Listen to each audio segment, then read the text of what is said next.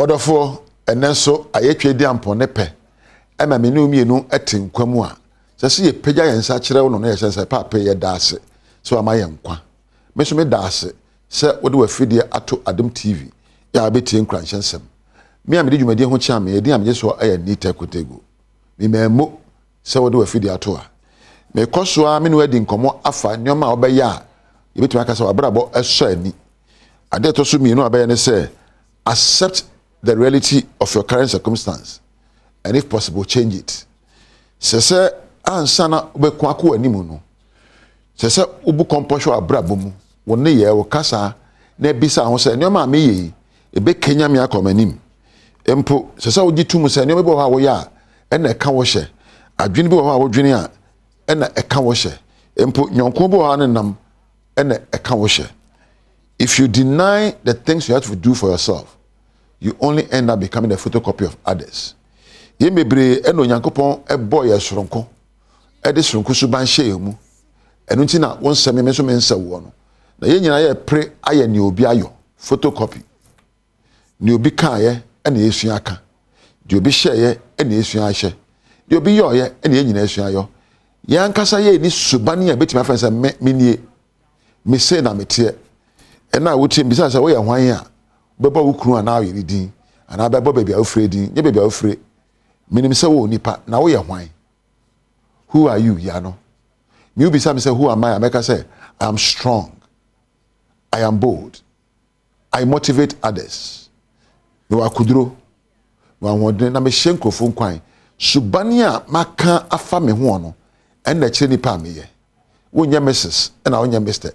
Suban a edawa akoma proso a wota ka kire won se wo ye no eno na wo ye ti na de adwuma me de hye won sa ne se bomodin ana bukompo na hwe ni pa ya wo yo hwe ni pa ya wo ye ewo mu na ne a wo ye wo mu no obada na di.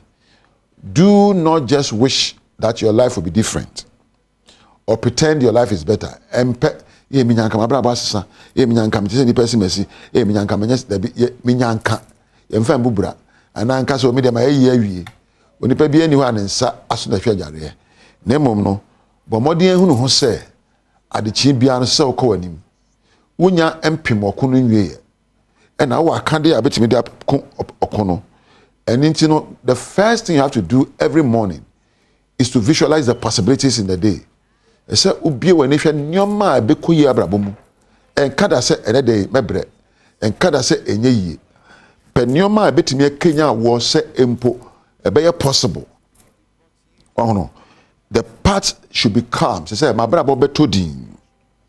Betimi nya kan dia mebu bra brabo be yi. Wo kasa ansem wo kira ho a ubie wani epani awonya. Sorry. The next step is to drive yourself toward the direction of your goals. So waka say ebe yi awie no. Say wo penyo ma obeye ne ne.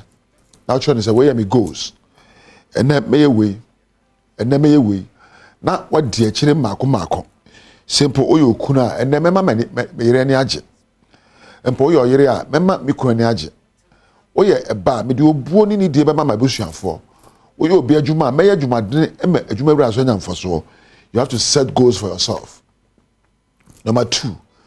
After so one set these goals, yes, I will be saying na me so je na me yama me ho. Kwan ben so na meye mabrabo be so mani. Na so nkofo ani.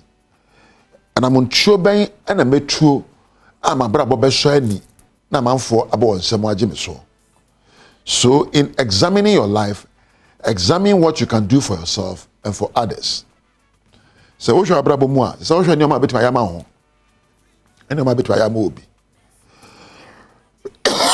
Abrabo enoma wota yo mankrofo no eso akatua na woje de di kan da odo adi ed ne de ba odo aya de nyina no aduro love more da odo adi meka odo anya mpasogoro do odo a wode abrabo si o aye bi papa ma obi odo a wonye obi bone wonka obi akira asem woni nsekonfo obi ho woni ntronjiro obi onkofo obi ade ene efe no odo enti me kase do obi a odo nye se betwe obi nanti se empo watenka bedo odo mu na wada wodo adi abrabom bedo edo se wabra bomu do kosi se obi ya obone kra betu aka se oya we me ne bone ache no wa san bone fa chempo me da ache no se wabra bomu do enti adefun bi ewura mu a etos form obo na bra bomu no se oni do nti bibia baba na da na dwe proso na obobo ho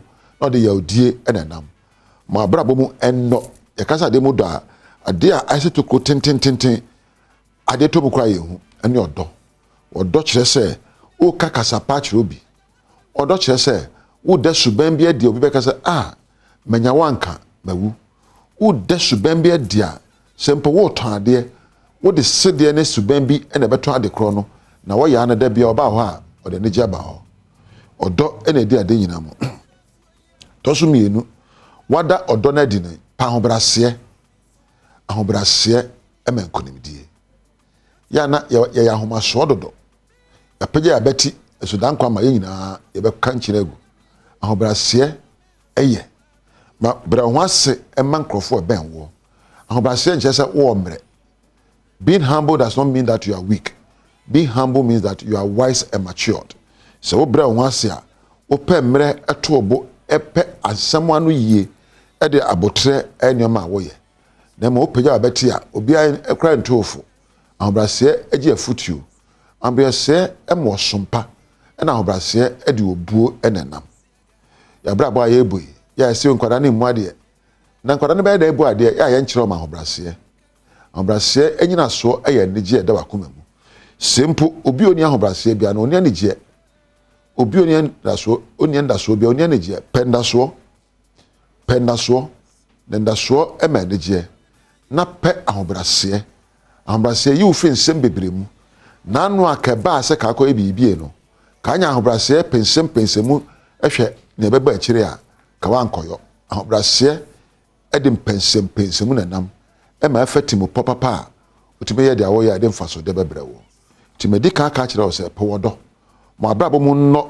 na fa boneche mo abrabo mu nno na ya ade mu obi a mfaso beba ho mo abrabo mu nno na kakasa pa kire obi na nenye na ebium pa ahobrase ojo honhom enya kakaka na homaso abetiri maso na mom se o ahobrase di obuo eni nyansa ebubra ene de amene o kasei se o to ade se wo se ade se wo ye eja se wo ye na se wo ye oba se mpo ye obi adwuma se wo so obi na ye adwuma ye nyina de odo e kire ye ho ene ye ho kasa wo odo mu ye da odo de a kire ye ho a ye mfa woni tan ene empo pese ngunya nante a ya bra bobesi ye na ebiom se ye nyina wa ahobrase ene obuo ene pepepe yo ene empo ye de pepepe yo e de nyansa etona montu a kanya ne se bebre obre de beba na suban beda na die ene mama obre no ayemre amawo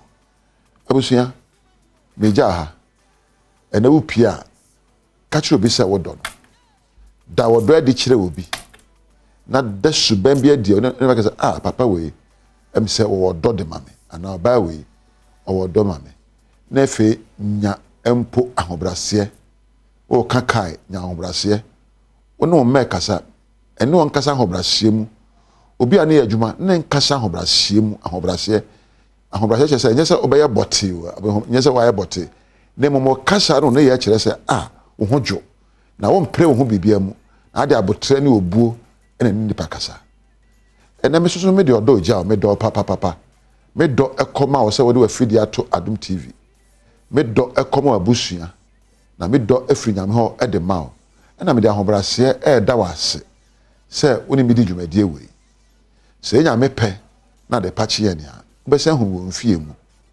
edin yam je so anita kotego abusua me dan nkrofo we ase eye me cameraman na empo me sound technicians na MCR4 na krakra me producer one ba ko pe Priscilla na senkamu nyina se muta mechire adwumadie we aba edin yam je so anita kotego woni onyame entina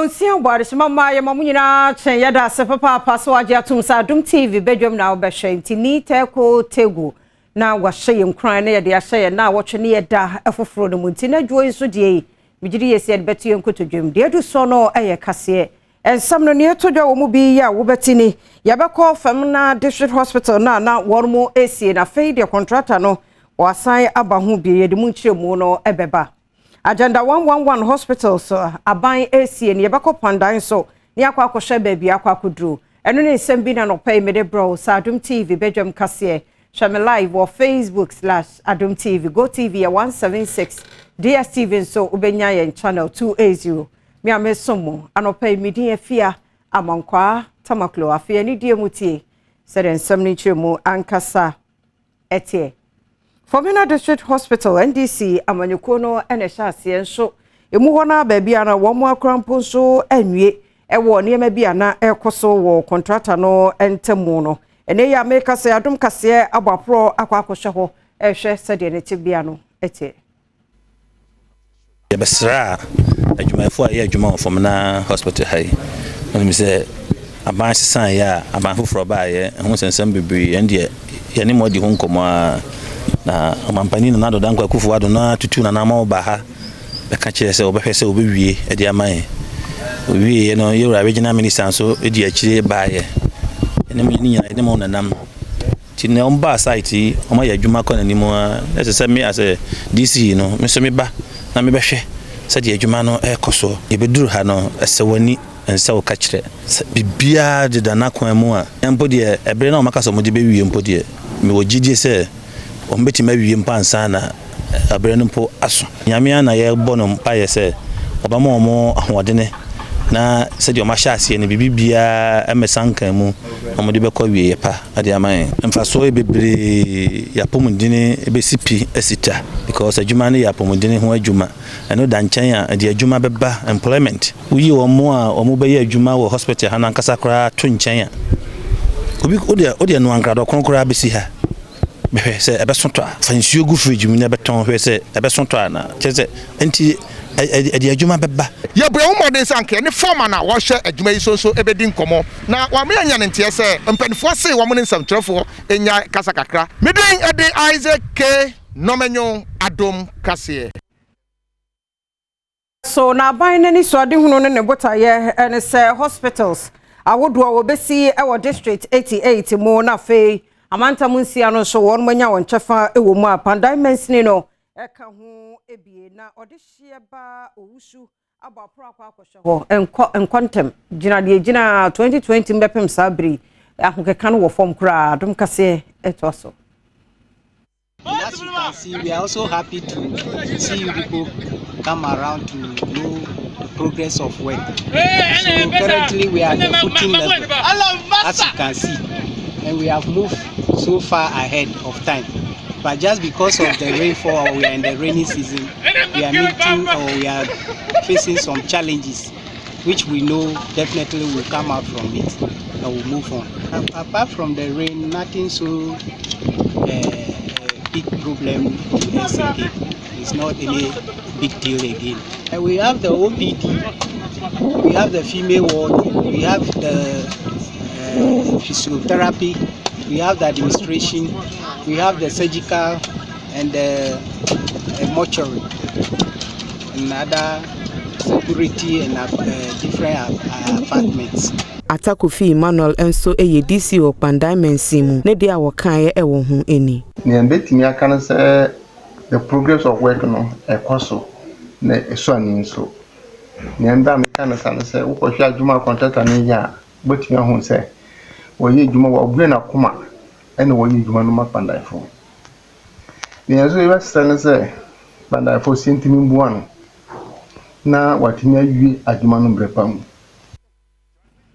Head mistress ya wada Busu Kaku Senior High School Augustina Homa Esau Kujo wase boys dormitory na wo hono de nyame animu ni ehia sani manimi ya no pedifo ba no beye bibi ema wo okwa boys dormitory no wa se papa ye oye one story na hono wo so no luvers ni pi wa bobo wa se net no so atoto insuruta oya how nti kama wa fam adwuma mi ya abomodin de na etin na azan de yegudu yere na baby a yeduru de no kware ma akyen papa oni ti na yesra aban na philanthropist de one bra na one bob we here if you aban ho de roofing wo baba be no foforo amehen na echiru so wo bebe si boys o me echiru foforo amehen eno achi ena baya no senior well embelemensi ne mokwesi bonza ene adom kase etwetwe enkomo na de ka edito aso eni nti won fanya adza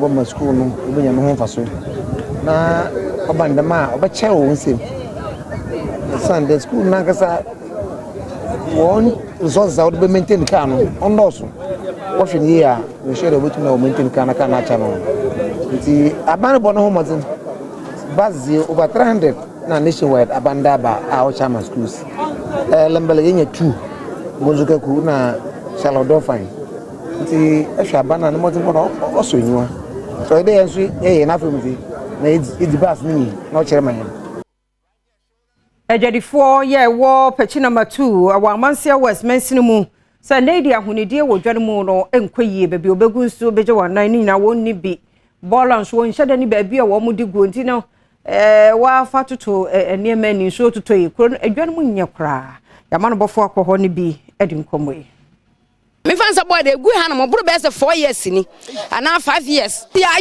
sanka assembly no mo meso yemu na nko mo ntu ball e kakra kra man o fra mo ma enkan ba ho sabe o ja wansena ne nuama anyina na mo no sia na wansena be tuagu so bebre edwan so fra mansia west ya de kwade pa chidwan na ya dwa kese e wa ha obi kura bedwa mu abedi dwa no hunu ball na otimi tun card na ni ko ya hwa ni musa ni ba ni mo o meto ball ai mayan no mo ma e ba bia sabe oba no se yo besiesie no ho aha eye pechi number 2 edwa echi pe ana sumnan ewe sa wo hwe free ha ko nyina no kura ni ha etan ye pa na de asefem ne se container esia sei no enwura no abo apeso ha besine enya de mo aba beye Frank Owusu eteben sumnan pe wode na ho den aye bia se ho ebedi ni nanso eboro no so me go kura ketwa ba ko ewo 3 years 4 years 5 years and tontom yewu me manu me de me call juma ba me manu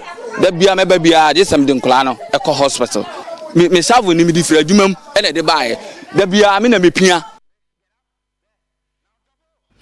Efutu Municipal Chief Executive Alhaji Zabru Kasim wade to Ghana fo nyina anim se technical and vocational education training no TVET no obi amfa no hunyim na anya no nsa no adwuma na wukura obetumi so de aye bibie amabo adache na Efutu nsemi Adom TV edeba Mafroba will be TVET would be on their own, they will be self-sufficient.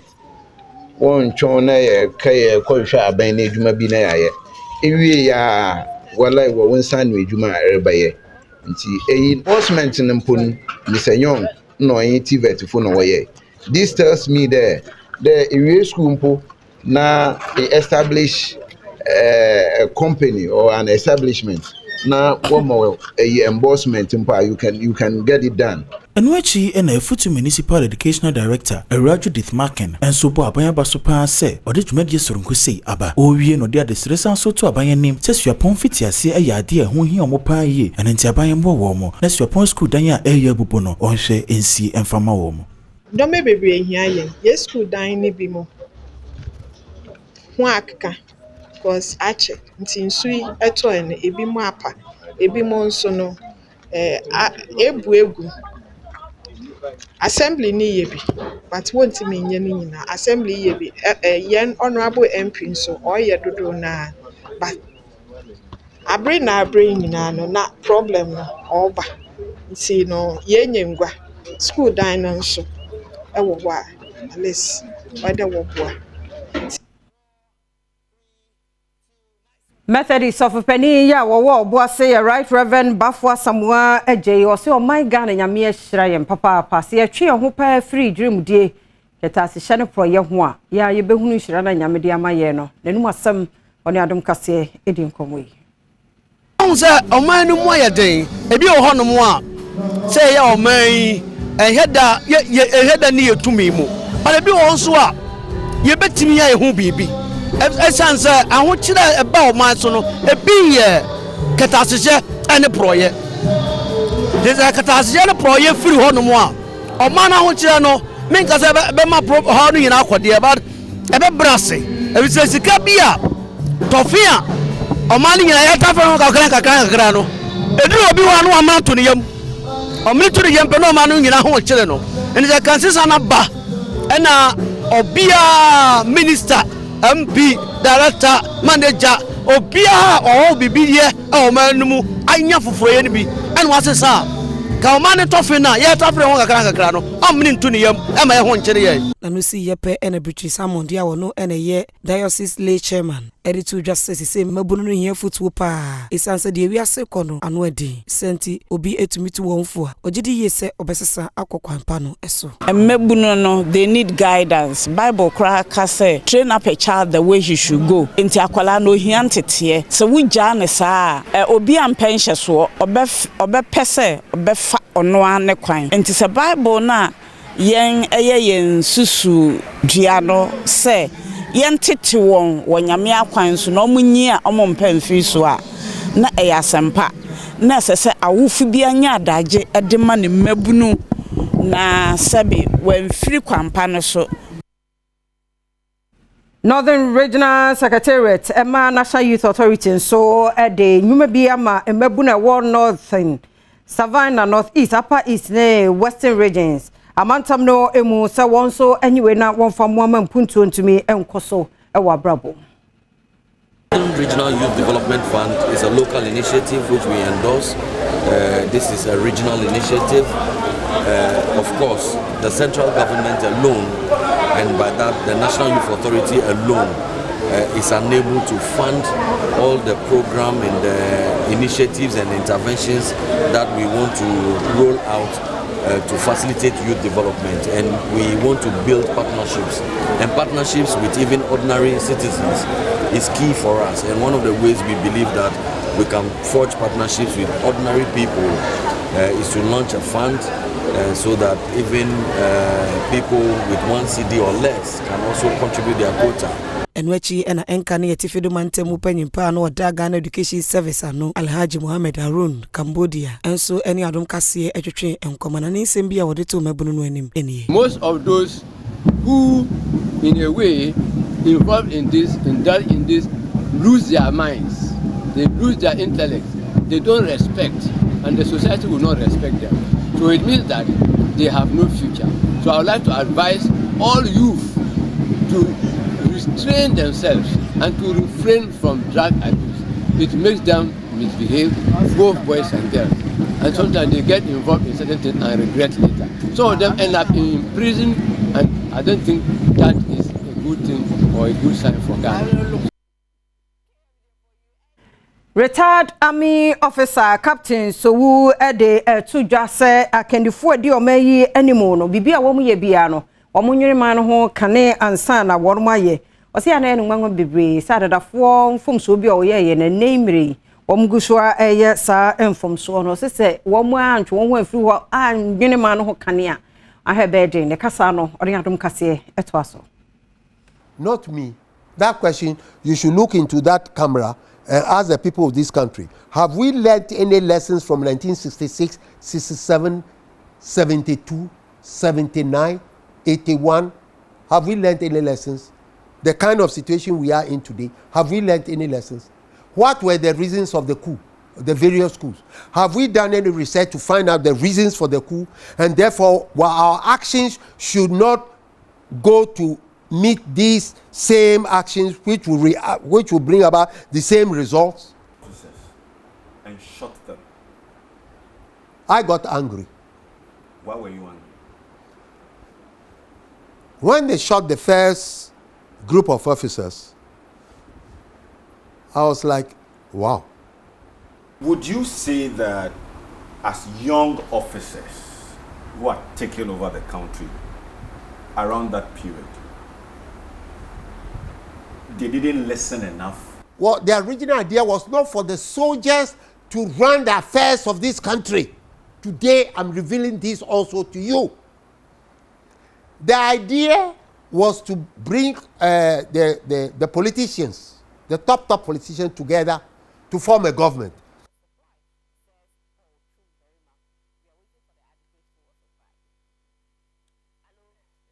And also, Nadum TV, Badwam Kasiano Pay, no young fancy had you do sorry that Bonkrata Ayakra online stories and also I ready Ewaha, my hine, Kobna Sante, Ewaha, and a Mamitra, Diamond so Ewaha. It is already Mamini Kai and Chia or my hine. Seven or pay Yamwate. Well, if you're my Joto, Majidi Sabia, come on. Oh, Yango Pado, my dear T and Quadi. Yeah. Now, you may know how I'm sorry. Eh, Mums, and 7 and Yanni, I am po. Madahate, me kokora, baby, I'm nam cramming. We are saying, Yan, my Sajus, I do a social Johnson. Oh, she Brenes, May I am saying, yeah, come you many some said, there be a one, come out so basic. It's a radiator, Yadia, Radia said that ye. I radia kayak for. Yes, auntie. Oh, you make our cat as a former son, who say Bibiana, I'm the quasu. Bibia very, very okay. It's Mauli. Nentaba nkese no so pa free sabre kopem se no nkonobo bibia da de kai on se eye nyina ne akese ani a esese to adwene ne adwene Ghana o manefa nentuma pa efre na akwa adwade de kase na bro no kai wo se adwade twato kra wo jumbu sumini ni otwu mu tan adwade bia amabiem sa se otwu mu ko twu mu a pese woni Inji Gabriel kwai pa adwade bia amabiem ana sisi e no nsi agba apa ho otwu mu tan asi it is a way beyond who said Brenner Kwan echo. Moto Honyade papa. Nano done a fierce or two or alpha, Nasa Fiadu. Mr. Tonin Temna cement, Tonin Temna, and one of your frame was a commoner, as more kind of down. They just meant in Quaquana, a pigeon muka cracker. It is moto. Nadia, you are seeing the Sakon, she say, you mistake away, no. I say, a Sabbath tia sign, not a corner, she say. Number tia shall be traveling a PRT. Sometimes not die canoe. Not as ocean mukapia name say 60 cities 3 bedroom what is it. And then Kobusa shall be 3 bedroom 60 a year. It is a cock into Bomodiana Kobi, but corner quaso and call Milica 10 wa and more Buna for name a very important corner quaso pa. And Chene Joada Yadamiasi, Edania da.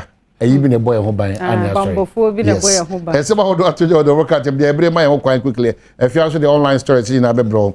Yeah, the Herald, the Obokata share as you say, Deputy Finance Minister justifies hikes in government fees. The big one, Kedofurata's data bank pockets 159.3 million Ghana cedi from government bond deals, names its new 12-story building Advantage Place, and bribery and corporate corruption ma GJ election, Baumia, Asirin Ketia, others mourn with Zoom Lion boss. Over the Chronicles, government evaluates impact of economic interventions. Okujeto was not truthful with his claim against Akufo-Addo, and the big one, Pablo's pals gained fleeting freedom.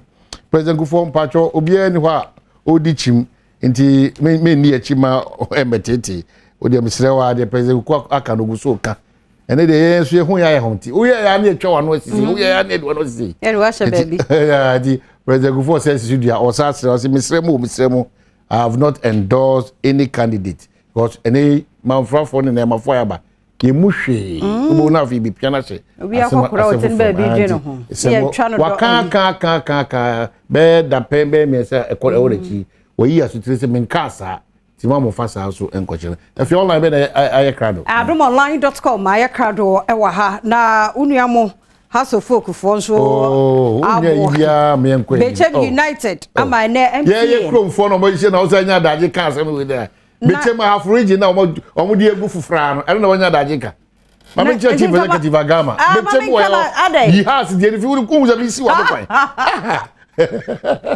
we are the obaso we are there e say ejitum we are there yeah be ya say Kumasi sports dem kwa no mza go dis ejuma ene ne obende say de wo ka say ayi ye fa ne say abrabo no ne ade no matter the challenges no kokko wanim sa na tie we are there has aje we no ye ntien de no so say nya oboro no ntia mane nya oya bebi etu ba adomonline.com ene enu afo bia e na wo mani age ye papa e ho asem eno no na Imani African so Omo de niema wodo du 10 challenges a wo hunu e wo National Cathedral no emu no eno so e wo mu na wo entertainment news no so a yese na na amache na na no pay boy mu achia wo amache dede yese wo no ne first Ghanaian a wo kwa perform e wo Ocean wow yede nyankopon ase papa ayi ensafoforo mu so yese GRA pani ba ku bi so ne ka akonya nkwanhia e wo Boti River no so a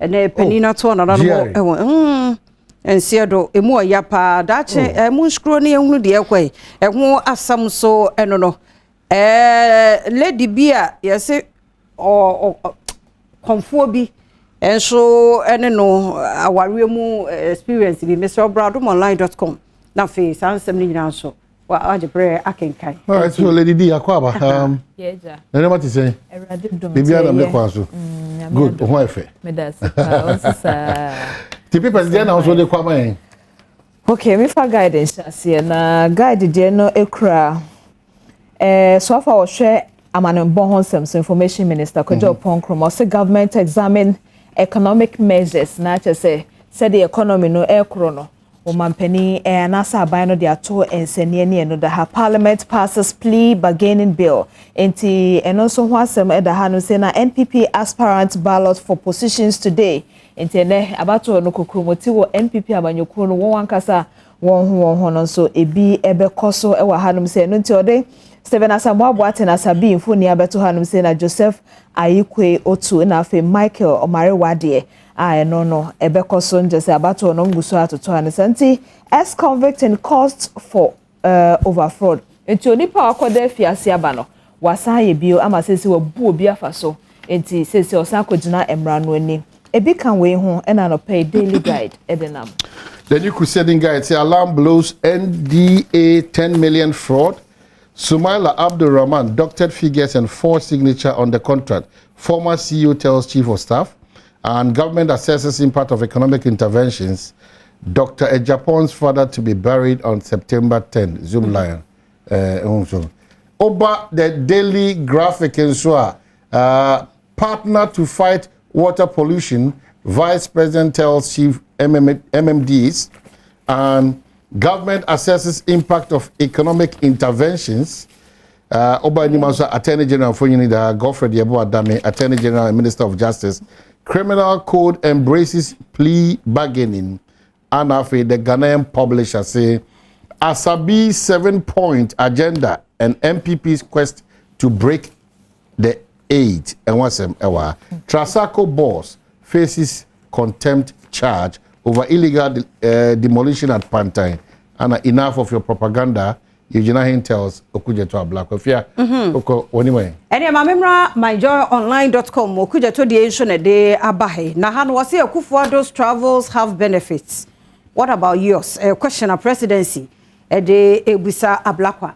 Enti oba myjoyonline.com ano and some waha once and from no say ablakwa seeking to achieve prominence with negative attacks on a kufuado. Na as a home some no kwabi ono so totals. Ono she had na kwatum 7 years. Say wakose say abofra na according to Tyler no. O say akrara na share no. Ma one ne die. Asabi dia no so amudi kan ekenkan ye bie so say aba we de wososo ne ma so abotre pa. Enu mu nsam no Imani African so the 10 challenges with National Cathedral no so abemo ewo anymore ha na for MPP chairmanship race no.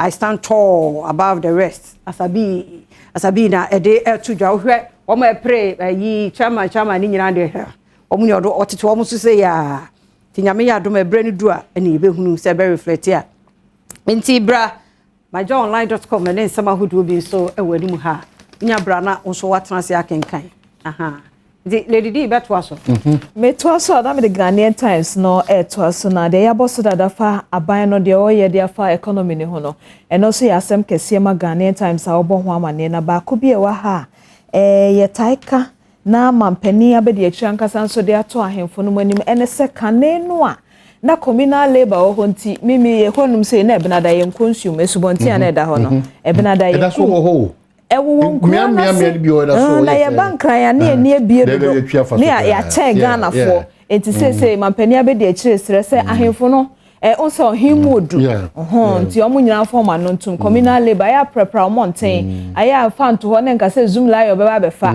enyesa aya enyesa wate me da se enti Ghanaian Times enso ede no na we say Parliament amends Criminal Other Offences Act na che se abonefo sembi wo ho a woto fom a mrahye aye emu emran kese se wi no womo aye mu ensakra enti Ghanaian Times e ka ho na de o ma hene kwabna santem party no Heart of Oak beat Bechem United to retain MTN FA Cup enti ele o party o party Ghanaian Times ne back page e na bo ha no na go to ni na kwa na offside so what and you must say omo de fa front side o omo de fa offside o e go omo say if you are baba eni de kwa so yenyina eno so oman ma akomanti bebre na yemfa Badwam anopai e de pepes ni news no yemfa nsi ha de edu so ne agudie mu nsam Professor Yike Wallace e de to so good.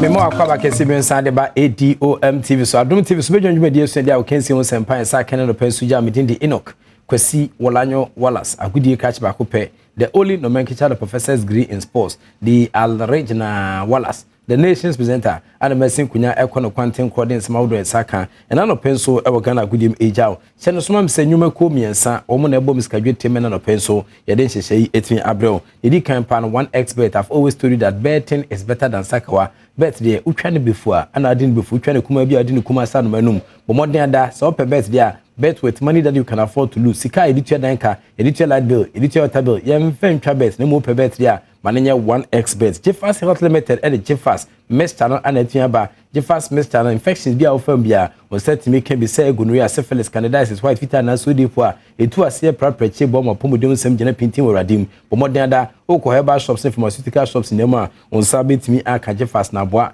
ema apomodem sem agina ye Sedimo gel and roll-on wakacho leader said the ultimate pain relieving gel bomodin da say on sabetimi ka bi the massage waist na feuni na feel back pain eteti na no on set to make cancer product tibia ebeboa ema apomodem sem etimi gena pintin tutumeka fo ani kire mu ewo Ashaman Main Market on sabetimi ka bi temanso enye na ho kra obetiam fresh Sedimo gel and roll-on phone pay for 020-898-6731 na on Sedimo gel and roll-on yenhwehwe nkomo yenhwemwa emaniama 822 ye enfama ewon hyehyawdo a yede ebenim yenko the twinkle little stars of Ghana national under 17 rantie no womo ebo wafo bi sa kinsikese ne baso Cape Coast Sports Stadium Ghana konya nyade aniama 822 ye na so ekopie mu ebo third and fourth place game no na third and fourth place game no yene Ivory Coast for na etwom 3-2 ema Ghana eje bronze medal. Signals the two teams into action as Adria will find Salim. Here's Gafaru for Ghana. Jigba has lost it. Here's Diamande. He's up against Awe.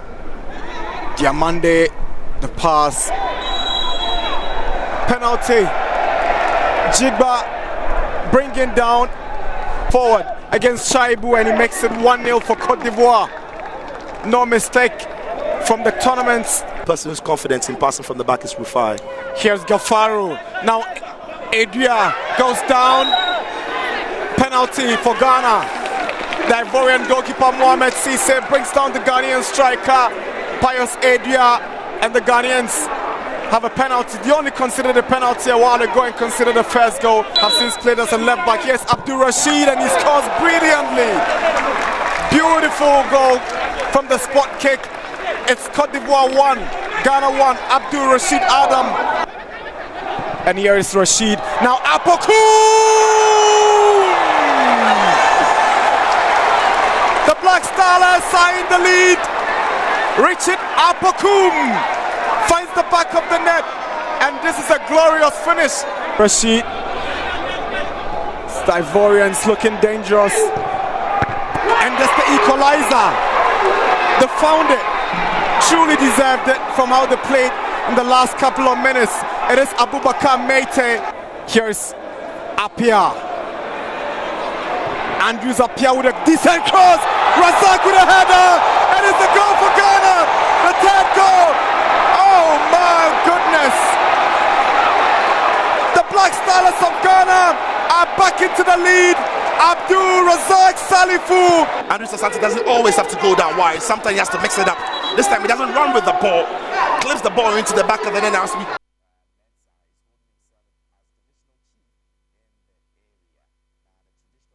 The Ghana National Under 17 team no eto so third Wafubia Kenzi Kesia Ghana and a host to no. Na final game no Nigeria for the Burkina Faso for na dia Kenzi ne 10 times so 90 minutes of soccer fiesta no Nigeria for aya Burkina for Nyadwa omatwama kamenu ema omateka na baako Nigeria etebi de bonso ano e de afi Ghana e de ko alataton.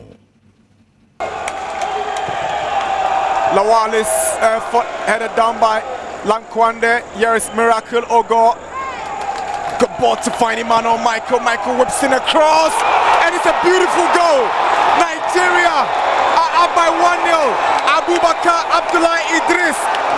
Wonderful cross from Emmanuel Michael, and a pinpoint header from Abubakar Abdullah Idris, and the Golden Eagles are up by 1-0. Brilliant goal. Miracle goal.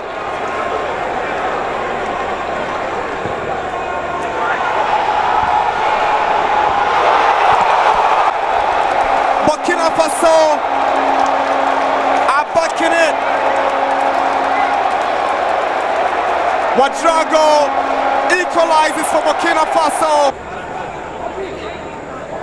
Yeah, Bugma also arrives late. Gibraltar is been up with this time. Emmanuel Michael goes for goal, but it's straight to Traore, who makes a mistake, and the Nigerians have their second goal. It is Abubakar Abdullah Idris with his double for Nigeria and hands them the lead. Be the last kick from Odo, and that's it. Nigeria are champions. They were losing finalists last year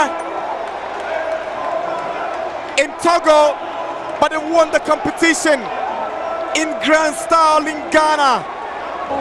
Have emerged champions in Ghana after an exciting and highly competitive finals. It is Abubakar Abdullah Idris who scored a brace for Nigeria to hand them the title.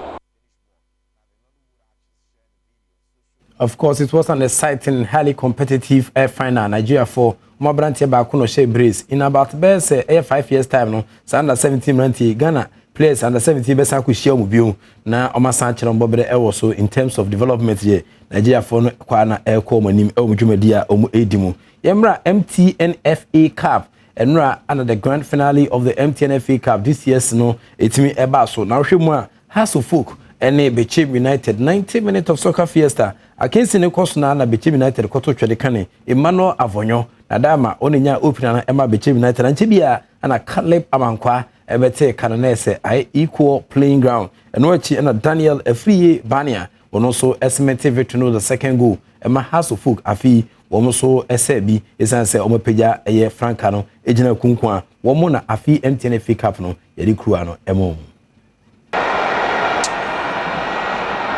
Siraj with a good pass to Daniel Barnier. Barnier misses, but it's impressive from the Phobians. Yeah. Okra skips past Caleb Amankwa. Good play from Okra. Sends it across. Here is Paul Quay Jr. Quay Jr. Good save from Richmond IE. And it's a power drive that has set the game by the Phobian keeper from Clinton Dodu. Here's Costa now. Siraj for Hatzavok. Goes past Chine, finds Daniel Efriye Barnier. Here is Barnier. Good tackle from Esel. Still nervy. Hatterfield's best chances are falling to. Finished impressively. Latif Anabella finds Augustin Okra. Okra on his right foot. Ayi puts it down, and Savagnon, who puts Bechem United ahead. The Hunters are up by 1-0 with a minute to 45 minutes of just be at the place. Ayi should be doing a lot better with it. Ayi doesn't parry it away from danger, but parries it right into the path of Avagnon, who has time and space to take one touch and finish. Samuel Inkum goes low. He finds Barnier. Back to Inkum. Inkum whips in across. It's Calabar Manko on the volley. An amazing finish. This is classic. What a beauty. Oh, goodness me. Born and bred in Kumasi. It's been breathtaking. The way they work the free kick is good. Barnier replied to Inkum, and Inkum's whip. It's a cutback. That's a special skill. And the goalkeeper, Abdullah Idrisu, is rooted to his spot because the effort is perfect from Calabar Manko. He began his juvenile football here with Kumasi Connors Babies. Later joined West Africa Football Academy. Then to Adriana Stars. Half-time, Hatzabog 1, Bichemi United 1. And Adari whistles to get us going for second half action. Yeah, what a breathtaking ending to the first half that was, and hopefully Quaid Jr. Okra. Here is Augustine Okra. Good block from Mohamed Al Hassan. He offers very different player from who York is. And there he goes with a pass to Awaku, who sends a crossing. Oh, the Fabians are up by 2 goals to 1. Daniel Efriye Barnier, the birthday boy, has a goal in the finals of the MTN FA Cup. He turned 21 years today. Barnier's run again, intelligent into the near side, and Awaku is not crossing it. He's actually passing it into Barnier, and Barnier opens himself up and just guides the ball into the back of the net. It's a world-class finish. What has Okra just gone and done? What has Okra just gone and done there? But well, that's the incident as he makes the tackle. The way he does here, with all the experience is good. Okra, there's no way he can do that. Okra, the referee, the card is coming out. It's a red card. He deserves it. Now he scores Bichemi United. Phone lights on. Yeah. Beautiful. Yeah, they're creating the... Oh, it's Abdul Karim. Abdul Karim swings the ball in a circle, force header, and it goes over for a goal kick. Ayi was completely beaten. But they recycled the ball back, and Ayi, if he's going to step off his line, he has to be sure it's arriving and reaching it. He's not reaching the ball. So lucky that header from a circle for is not low enough. Adari whistles, and Hatzabok have reclaimed the MTN FA Cup, the one last season. The Hunters hunted first. The Accra House of Folk are the MTN FA Cup champions for this year.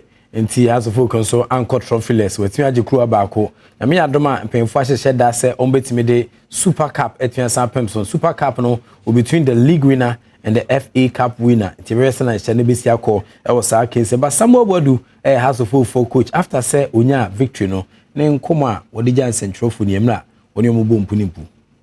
Going trophyless is a problem for me as a head coach, but we thank God that we have won this trophy for House of Folk family. You went down by a goal in the first half, and your team had the momentum and the charisma to come back and then win by 2 goals to 1. What do you say to the players? Yeah, tactically, what I want to say is coaching is not about age. Coaching is not aging. It depends on what you have to inspire people. Sometimes when you read the game, we have to analyze the opponent, their strong side and their weak side. And again, your own team, you have to analyze your team. Where is the weakest side and the strong side? So the change that we made, that creates that chance for us to get a second goal. Would you consider the season a success now? No, not really. As a coach, I'm a failure because I'm not part of the top 4. So I'm really disappointed the supporters, but this is how football is. So they should keep supporting the team, and I know that with time, things will change. And see, Coach Samuel Bodu has a full coach, and after say on also J MTN FA Cup trophy no, we done the same kakra. The mama for sample channel. So anytime be a oba crew biano, ultimately since obas for anytime be oba crew biano J. No more and yet 10 be oba cap there. Na league no so caps is so bad when to me and J. Bichemi United, Kasim Mingle and a coach Penyipa, and also after the game. Kasim Mingle, around 70.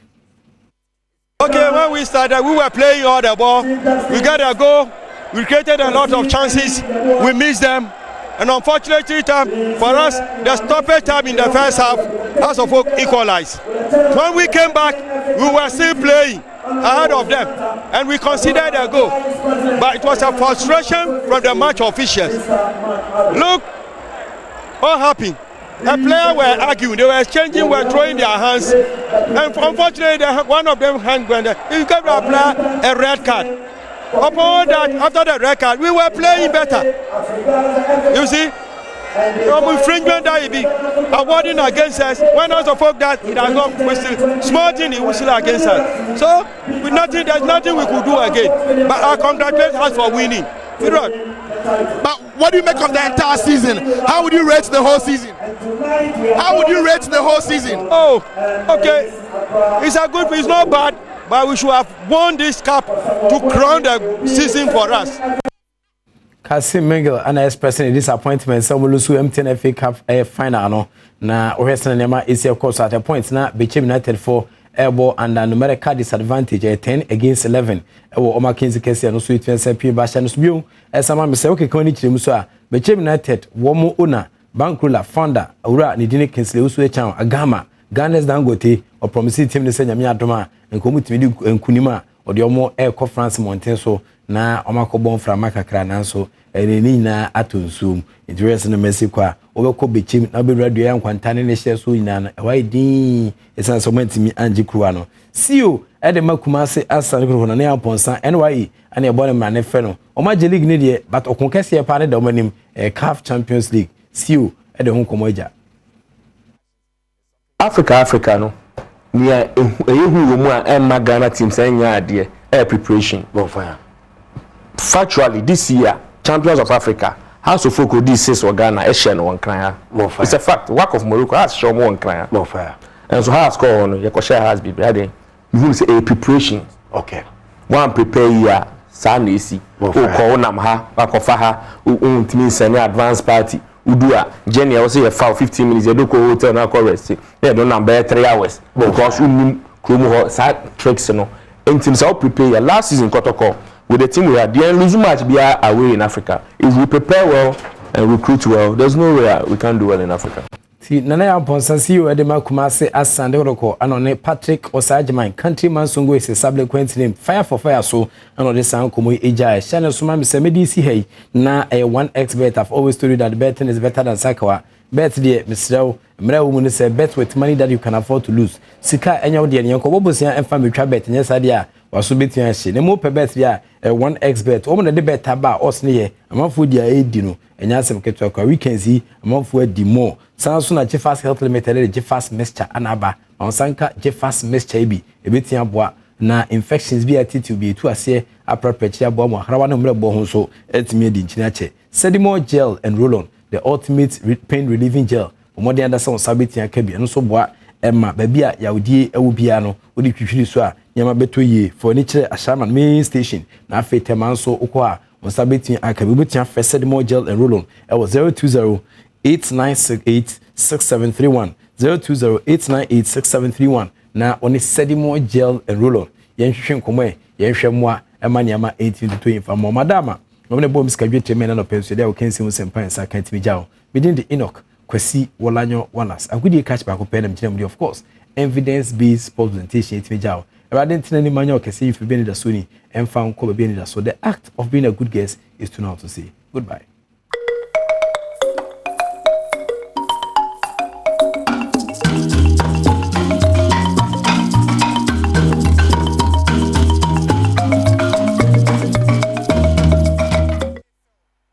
Your full Bamona Quabambra was a page Mezido, Washa, Sisto, Macy Town, more town. Now, I set up your Wahade, but Miss V everywhere, more 10:30 album launch, and I say Miss V launching the album. I want to listen 10:30 or front and back also.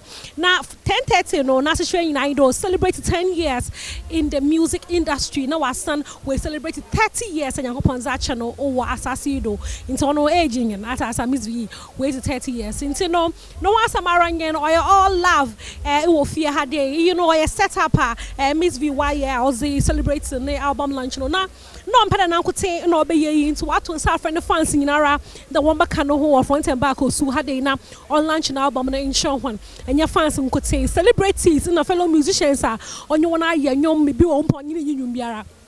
Ofia hade ya once or about performances na dibi hade nti no men peda be misi bibiara ye beko inside na performances oboko do honyina is when you hobi na mama fi rocking chair yi mo na mama hwe ahade kakra or you know oye why there photo gallery bia why you hade Miss V ne pictures nkotem ene hu hade nti no iyi oye fe ho papa Miss V 10:30 album launch no and that yabasa no Miss Mami Boatuma the Fantido president for the Brothers and Sisters Association Zimechu na yon kwashe is orokodo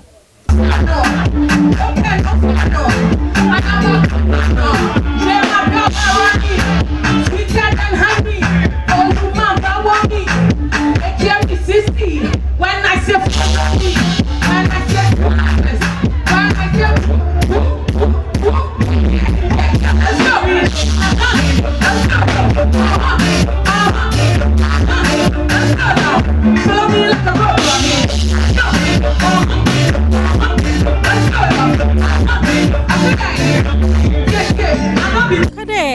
describe Miss V mama Rebecca Roy Abenyimpa. Oh yeah, obwade, oh yeah, down to earth.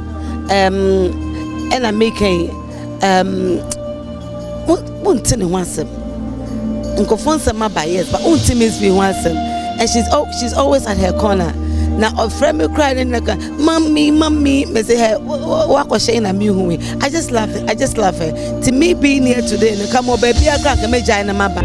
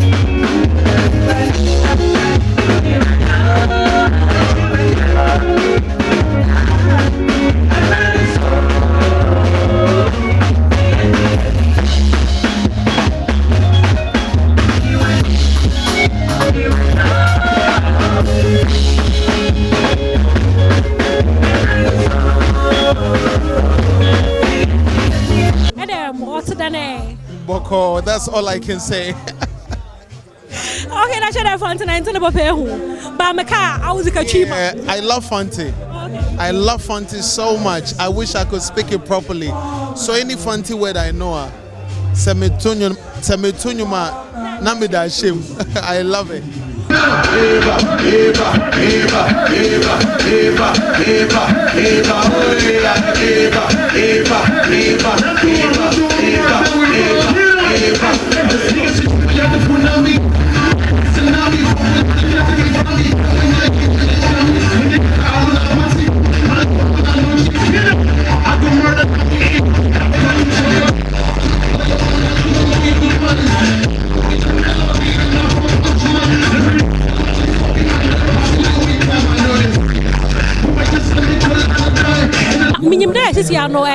Yeah, calculator upper 10 years more than 10 years how's the feeling like? What's keeping you going? Very humbling, sir. You've been around fans do embrace every song and mad love to the fans. Yeah, you guys are keeping it fire for me. It's longevity what relationship with Miss V then? A very good relationship as an industry colleagues and I am a sister. We've been on a lot of platforms. Hopefully, people here, Menino will definitely put out a song. But congratulations, Miss V. Mad love to you.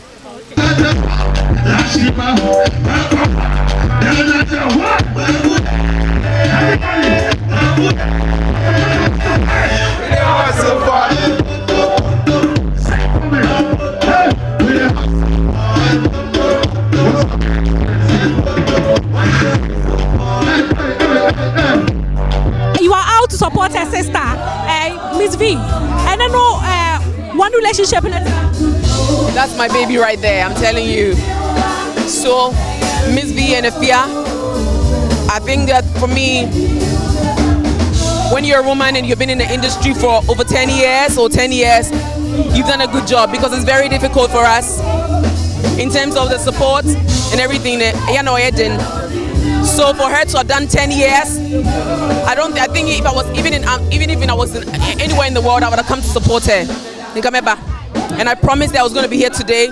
I had so many travel plans, but I cancelled it for her because I needed to be here for her. She's done so well to go through all the phases. Sometimes leaving your label, you think you can never survive, and to survive, I think she's done a good job, and I respect her for that. And not just as a contemporary or a colleague, but as a little sister, she's done very well, very well.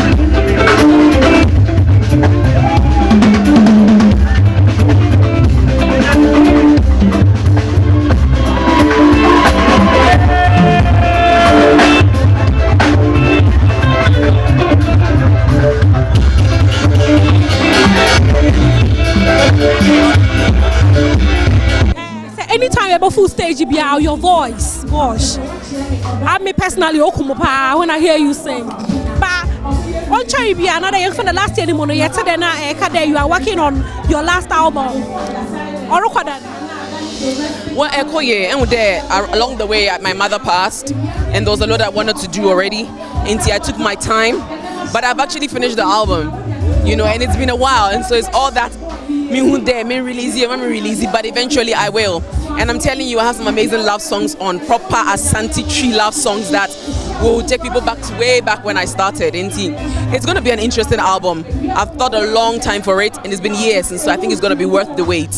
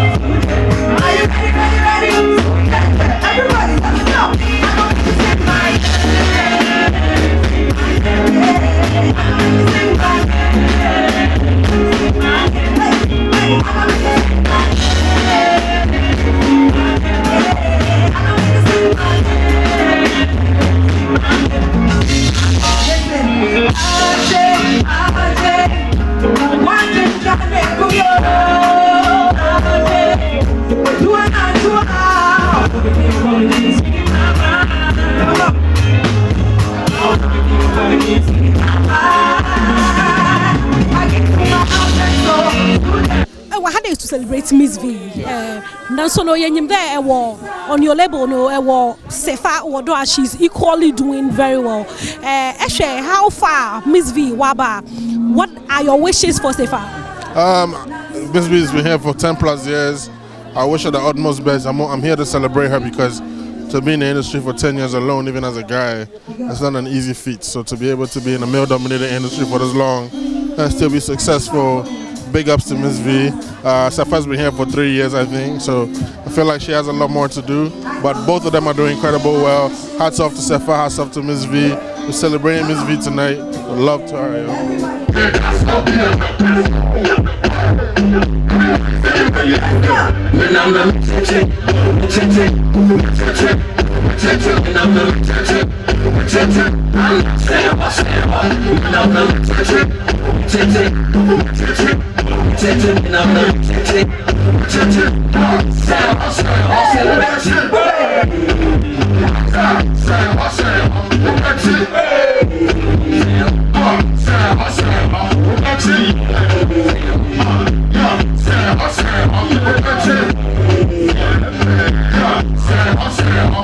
The words you say hurt me so much. I said things the way tell me what I need.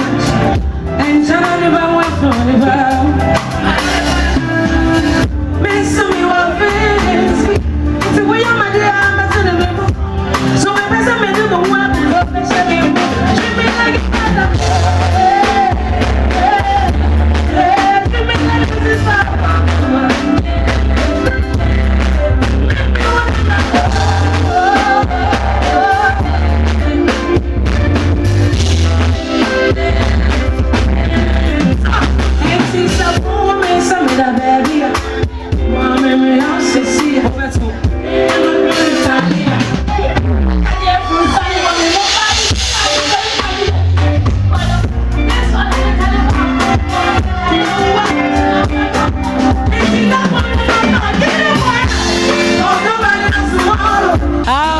As blessings.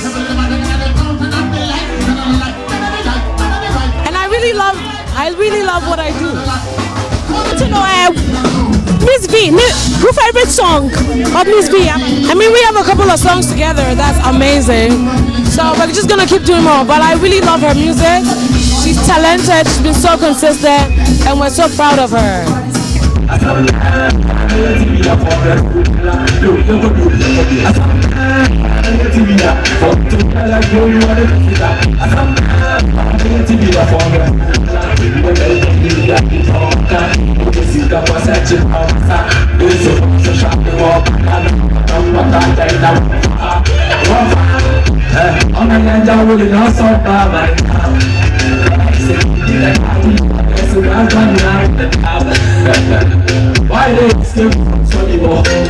What's the name?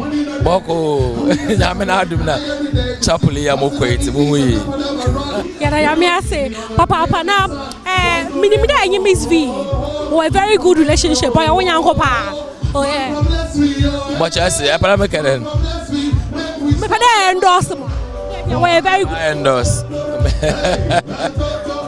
My colleague.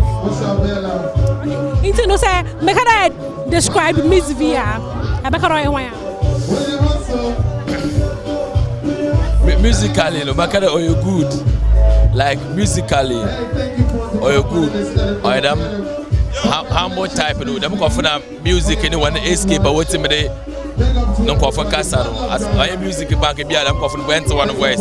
As I said, them go for use music as a medium to socialize. What favorite song from Miss V? How about you? Also, my natural girl, and I come and see my mother. Natural girl. Natural girl, that one, me check up. Natural girl. I'm a natural girl. Kovi, munka dating, but natural girl. But I'm saying that I'm on your mother down. So I'm telling me a fan from a hoe to her. It's no from. I'm on your mother to come and see my mother. Nah, yeah. What I say? Into no 10:30. Can we be share Miss V? My father, my kitchen. On to fancy, but I want to change my father, my kitchen. She has done well. Obey music industry. I can't watch also on channel, but why achieve so much. You know, she's on the right path. She should take it easy. She shouldn't be too hard on herself. She's doing her best. She's doing okay, and our fans who are had support and admire the works at us. Yeah. You want this money, I got this money. Show me what you got. It's HJPP and it's how you ready for some fun. Come on.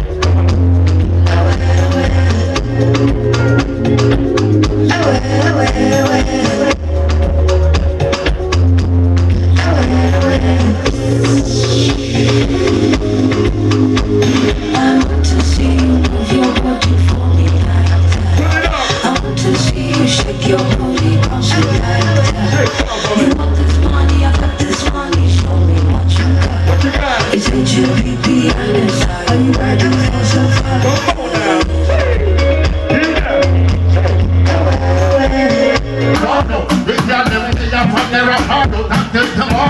We not follow, we not follow the way.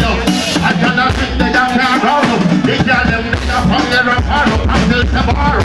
We not follow, they go for them.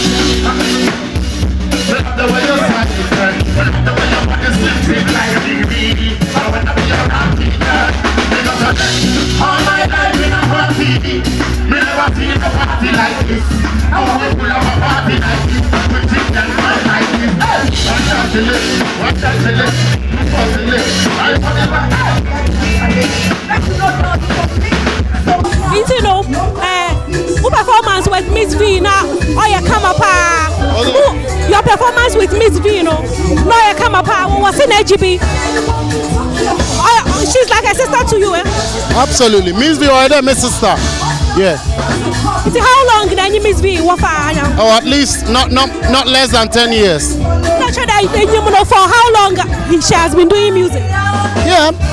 If I knew her through the music, so if it's 10 years already, then it's true. Yeah. Because 2012 she had sung out 2011, so it's already 10 years. What are you about to my car for the journey? Because you've been there all the 10 years. I'm like, it's not an easy journey, especially for a female artist, and she has done well to be here, so she deserves all the support. I think that our people should also, not get fed up of the artist, because this is the maturity stage that requires necessary and deliberate push to cross over. So we shouldn't be giving up on us when we get to the maturity stage that we require more support. That's all I can say, and big respect to Miss V, and she's been doing it. She's been standing in hard for all the females in the industry, and I think people can look up to her and her story, and you know.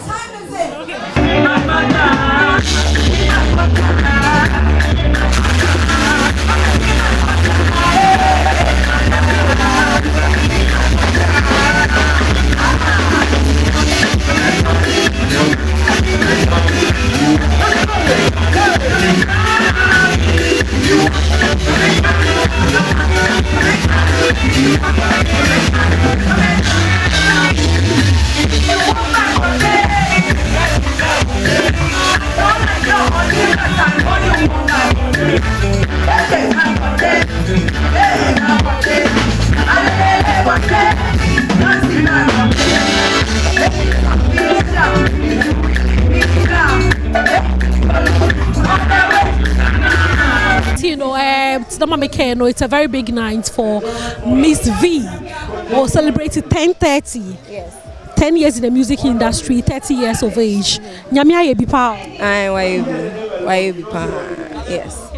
Now, a big night more. As the album, you came out with an album, and it has 10 songs, 10 beautiful songs. I mean, my favorite one, Coming Home with Yemi Alade. Oh, Coming Home with Tiwa. Yeah. Okay. Oh, Do Me Be with Yemi. Yes, Do Me Be with Yemi Alade. Oh, okay. Yeah. Those two songs. How has it been? Because after Links, it's just been you. Yeah. In your support, oh, it's not just been me. I have a very good team, and one supporting me up until this time, and they've encouraged me, they've pushed me, and it's because of Team Miwo. That's why I'm here today. That's why I've been able to release a 10:30 album. Yeah.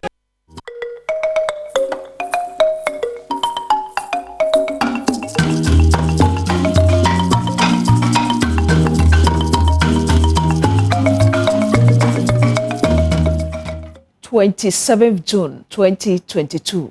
To God be the glory.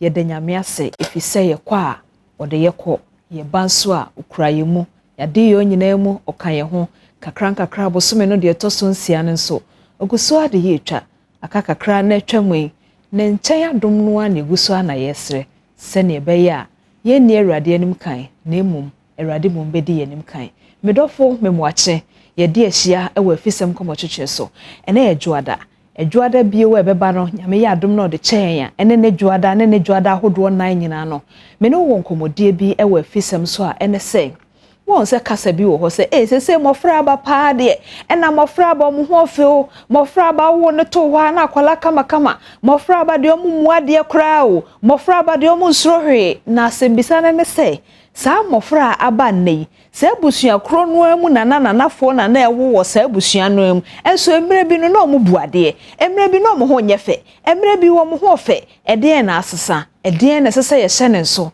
ebra ebampo eda ye fumu anasa ebra ye fanyinsen abofra na ye wo no to wa fide di kan no akono a wona bosome kakra mu kosisi obenya afe no nso a ede na sesa ye ma ye ni ko ho na afe ya nkwa kakasa bi no se kane no de na abofra gina ho na se pani ba na ope ba bi afa na so se pani ba kra no gina ho eno ye just by the way but me nkomo a me ne wodi nene no ene se wa fa fura ya soma me na hwe na tie bio se wa wo foforo nso a mo ani konkomo twetwe ho se na ebe ya wani beda ho ewa abofra no a wawo no na me fanchia emma bosuafo na nanom amowo ahanta asase so mechia mo nyina adehye nso amowo busu a eno so wa ahanta memu ewa atoye mantemu mechia mo nyina moye mane ye fedodo se de mo genipa no fedodo meni so se de mo je mema ye komodie no so ekoye omafo nso amowo izolezo mo nso anope mema mo nyina ache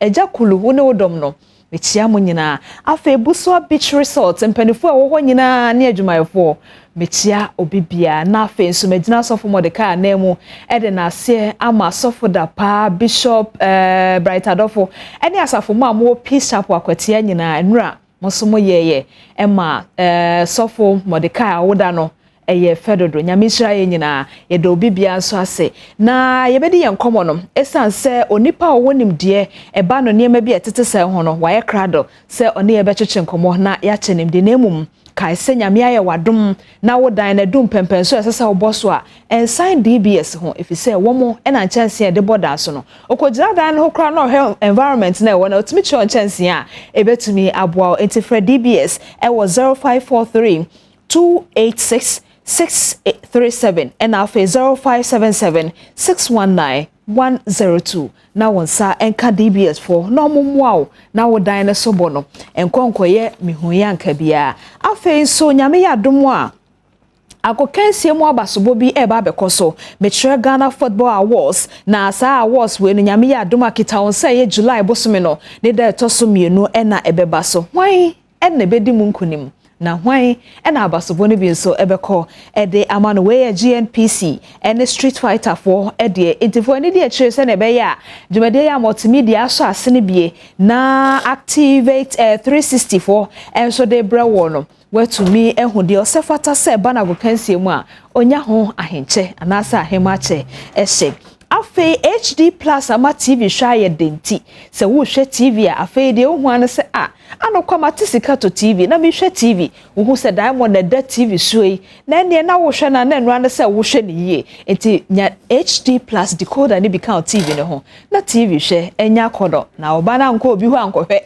na oyire so anko obi hu ankohwe na ekira sem no akwakoye bibie wo ho enti fresa number si ne tobi 0242 439-872 now Sanka HD Plus decoder nibi Grace Gift Herbal Clinic Semen Cancer say odinyamesuro ne nokredie eye adwuma enti haban ne mfidie nko a no betumi aboa wo amwenye wapomuden no enya ahokeka se de modesto senya ahokeka no payi a ene efo ni chere Grace Gift Herbal Clinic na omo ensa oyade asantemantam omo Kumasi Ohwim School Junction barekese kwan so ha ena nkran so omo New Achimota Petroleum free 0244 126 123 and answer 0246 518 003 na kona omo ensa oyare ne wadu SHS mpempe so no pe school papa ma ne ba ye ankrankra school me private school no onfa na ni enter St Andrew Senior High School obo won ho safo hene say we are always in the lead, and indeed they are always in the lead. Ento de ne ti a watwam no fresa numbers in admission no egu so e cost 0244 696911 and 0257 312448. Now also koka ebusuaku no ehun. Piwak Healthcare say edre ya wo mode ba ya wo de garlic ni akade bi ka ho anu nti wato din se 3p garlic mixture no wo de ya de ha no bodin wo bodin wi a numbi na wankasa no behu sa danse no tia fra Piwak for ewo 0248 928 824 and also 0201 000 021 won bejo so ama won sa etumi akabi abusia me fesi ha na fe yenni yenkomo no na enkomo a ye die ne se obi fe fura ya na ma me fo tunifo eyiyi wa furu so eni di bedwom kane no kra me bete se yesese ye ntwa foto ede sunsanso na wo enti na ede sa aba na so na ede foto ni twakra yi ye fo ne hoto ho na ede etwa ewon sunsanso enye no ne yenkomodie na emomo no eka ho bi enti ye twa si so se abofra wo ye funu mu a ene bra obeto ho kosise obenyi no owo ne ye bia ebre bia ya woda na di wani akoho afa na wo besi a wo kwa sonso a enkomo ehia opa enti mene Ora Samuel Oforidankwa a psychologist ewo University of Education Winneba ena edisa enkomoi Mira dankwa mpacho mache ya mini aba medase eradia dom pacho wonso adumaka huye pa ye de eradia se se de wo nim de fa eniema fa nipa adwene mu de wo ye ma wo se mehwe ne niye na mehwe ne suyi a wo pa kire se wo se obatan bi kura wo ha se wote hwa na wo nufu mu hyehya na mu wi wa se me ba ni su bia na waja na to ba bi se ye tetesem se ye nim de se ya fa ya funu ye bewa to ho mesro bie ye ni wo niema bi ho na ma ye ba no onya beto wi ase hu kwan a ye be daadaa no no wanyi amaye. Yo, but that's it. I understand. We were Department of Counseling and Psychology with University of Education. That's it. That's it. Na, di enim no. Me stress I'll teach you I'll fall and a bad time. Me can fall. Na me stress obi bia wa brabo no. Oye bema, oye ba. Nyang kita uji seni abe na. Onyame asemese ye wona ya sindore na ebe baso no ye funu faba mu pe e wo se obi ama na nipa ne hoso na oye ahweye se me bia no eye nia ye funu ni kuta no no obenya adaje ye obenya atinka sonko bi ana se opepa sonko ene sa nia ye funu no ekuta no no eye pemfo no wo ho sa eyo penfo sa pepe san kobani sa senya odi kan ye no kaneno na ye nananum wo ehinta sema na se kasa bia na emu aduro wo mutaka so ba fa yefuna ye ntete no ana se ye mani ndi yawo na ye fa ne se ya bosomsem Kristo somba ye ni asuma hoto mu no bebre na ma yi hu se san de minti Nemumu no kwaseme wo mu se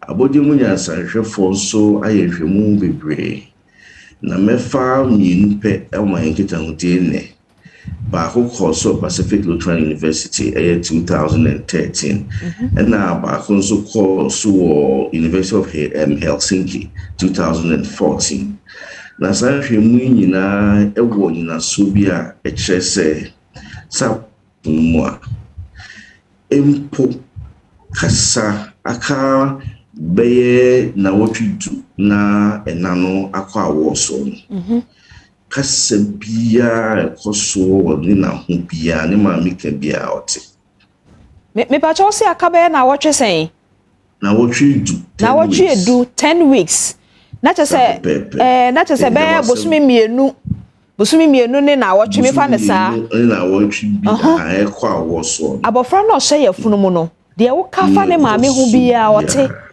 ɔte nia ne maame bɛka bia ɔte enti no na ɛho hia yi sɛ ɔbaatan afa yɛfuna na ɛni ho kwan sɛ atete entraso bi meka atete entraso a memfa mfato ho yi sɛ aduane obedie ɛho yɛ na ama no sɛ nea ɔde ne tiri bɛtoɔ ɛyɛ dene ma no nsuo ɔbɛnom ɛyɛ dene ma no atade ɔbɛhyɛ kata ne ho na ama sɛ awonko ne mu ana ɔhyew a no ɛdene ɛndene no ntraso no sɛ saa kwanya ya mana akwanmu a na kyerɛ sɛ yɛtoto saa ɔbaatan pemfoɔ no agyeegyae mu ekobasa on high na ɔtete no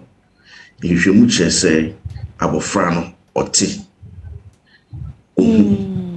nka ne saa ɛsane sɛ ɔte no ɛkɔ adwene ne mu na adwene ne nso wɔ beae bi a ɛde nneɛma bebree esie yɛadwene no yɛakyɛ mu mmiɛnsa nanso nea ɛde yɛ adwuma paa ne deɛ ɛyɛ kumaa bi asɛ wafa triangle na wakyɛ mu triangle a wayɛ triangle bi sei no wakyɛ mu bɛyɛ sɛ nsia wokyɛ mu nsia nea ɛdi aseɛ mmiɛnsa no nko ara no ɛna yɛde yɛn memory anaasɛ nkaekaya deɛ yɛde sie no yɛde kɔtoɔ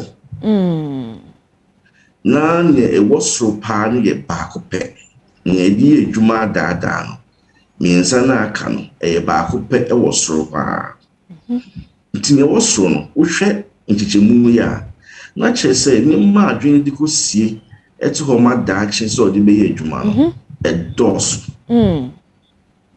nti no abɔfra no bɛbɛ wiase no na ɔbɛhwɛ no na waboaboa saa nkayadeɛ ɛkɔɔ soɔ nyinaa no na ɛwɔ hɔ ɛda ɔtwe sɛ yɛwo no wie na wanya ntetee a na nkyerɛkyerɛ sonko ɛbɛboa no na ɛyi ne firi saa nea ɛkɔɔ soɔ no mu a mpɛmpii no wobɛhwɛ no sɛnea wode kankae no na abɔfra no wayɛ hahaha eti ni abrabọ bebo na kopia na etenes eti kyese obra na yebo no yefunoko a onipa koto mu enako a owo no enkomo a ne nyinsem mu no wodie yawa ofa mu na nigi a na wowo ne nyina nya nsunsuanso wo onipa a oya bofra a obi ewo na bawiase so nukre pa bi nya ba kyese adansi ahodo bebree ɛwɔ hɔ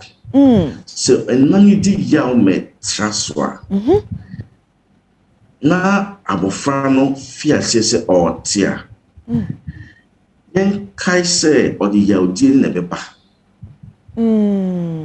eti wama ya te ase sɛ saa de ehya ase na wɔtwe eduntam mefa ne sɛ bosumi mienu ne na wɔtwe anase na wɔtwe me na kyɛ sɛ ɔba apemfo bia no osi abosome nso ekwa so kwa afi abofra no oda ne mu no wote bibia hu bibia enti saa bre no kra titiri no onhia yakayaka de onhia tete ensese kom kra de no se me cheche mu ya samre ne de na ye ka se ne organs anana kwa ewo ne hu bia no enyi outimi ni papreko enti na preterm anase preterm na mranso for na yewo won so oye ba yewo no bosumi nso a otimi nyankwa be manso a yewo no bosumi nso na otwemi no ekwa ya me na doma otimi tina na akwa bia woni hu bia no wadane ni pawie ni papreko enti etode bia ubehu se krachi bi ne ewraba bi a womwaware no na na yira fafuro no bo se wo gro ye fon ne ho na e bi a wode na no ne na so ato ye fon no so na wo ka bibi gu ye fon no se e hu hia wo na nya mo ho nete wo hia pa enti fini senase yen die yen edwumadie no ye counseling psychology fiti ase no a oba no hu se ne ho adane pe na wotwe mienu twemu a pe no fiase se o ma oba no hu se wafa yefunu na me pacha wo owura nkwa we no sa no eyire bi wo ho a wonya afafuro pe na wone ni kuntam kwan awa sa eyire no wono so nye den na bi asa abofra te sa no wate kasa pafi ne papa nchen ana se ne maame no enche bi ko bi wo ho kra enye sa tete bi sa no na mu sa so sa bre na wafafuro no a ekunu ni ne nchen no wono ana tete bi a wonam mu bi se ne be ya enkoka bofra no so obi wo sa te bia ne mu a sa nipa no so nye de yo me twi wadwe fi komo Yesu ketu abi esi ade bi so ne wo mu ne se empendodo a eye oba pemfo no ebema ono ankasa ni ache no abofra no so n'aniche intina ne wo mu ne se ejane ben se ejane men eni hu kwan se abofra no ana enam no ko atiti mu enti se busua se ya damfo se ya soya oko se ye krumsum bia ye okosom se ye kubia odom ye nyina ye wo asudie kese se ye beboa sa nia ba no a wafa yefunu na esane se ne befi mu aba no eye ye nyina ya chede a eba beboa ye ana sabofra ne ba be kan ye ho na wama nipa asetena owi ase etumpon ye nyina ye wasudie se ye behwe na ba pemfo no onya asutwe ne ateti ye kakra so hunya ewo obra oba afafuro ni mu no no kre I dey na masa atete ne here kra die free bibi passiveness kra die emwa chese ebemma abofra nso ehu se wiase na obemu bibia da hotra kwa enuntie no kakra bi die eboa me no ya adwen wo ho eti no na chese enye se bi a owura dankwa wo cheche ye se bi no wo ba bi banyima bedenden na wasam ne na yego kofa breme medi yenye ne sa wo ye sa chese abofra na wo ba wiase no ese wo ma ne hu se ese se wo bre no wanya bibi ese se osore na ne saka bibi ese onya bibi a enye obedenden wo wiase nti eno no nso no ema no nso the fact say wo cheche ye we no wo mu nkenya wo ho ne nkenya abofra no sa na wo pa kire yi sana minche no enu no ma afa bibemu ye fa ne balance na nti ehwe se abofra no behu se atiti kakra we wiase ni ye woni ni mo ba beto no ne mo ne ntraso na yes enye jo ye da sepa enti no ekunu bi anase bema bi ne edi kan kra wonyin se no nim se wanso wanye eno yo how kese anya opemfo ne ko na ade ato ne so but ebi be ka abofra no besra otie owura dankwa afa ekunu bi nso wo ho a wono kra do ne ayire no kra nete nanso na no kasa kra efi nanum ko oyire ne ho no se abofra no wonya meto ho no kra no wotie enti we hu fiku a wo kom enti eno sa no be wo abofra na be da ho no debia wa mu na akola we de onsre kra onyo no no onsre we di kan hu ba bia obaye no ho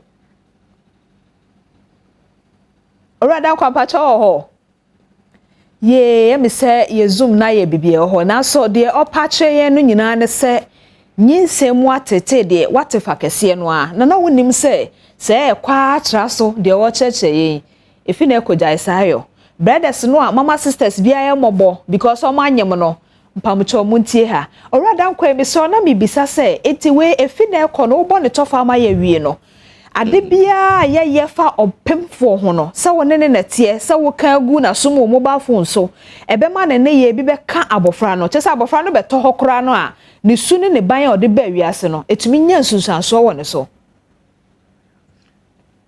Pachwane. Ntie bio ni se mi twa ne mi bon to fa no.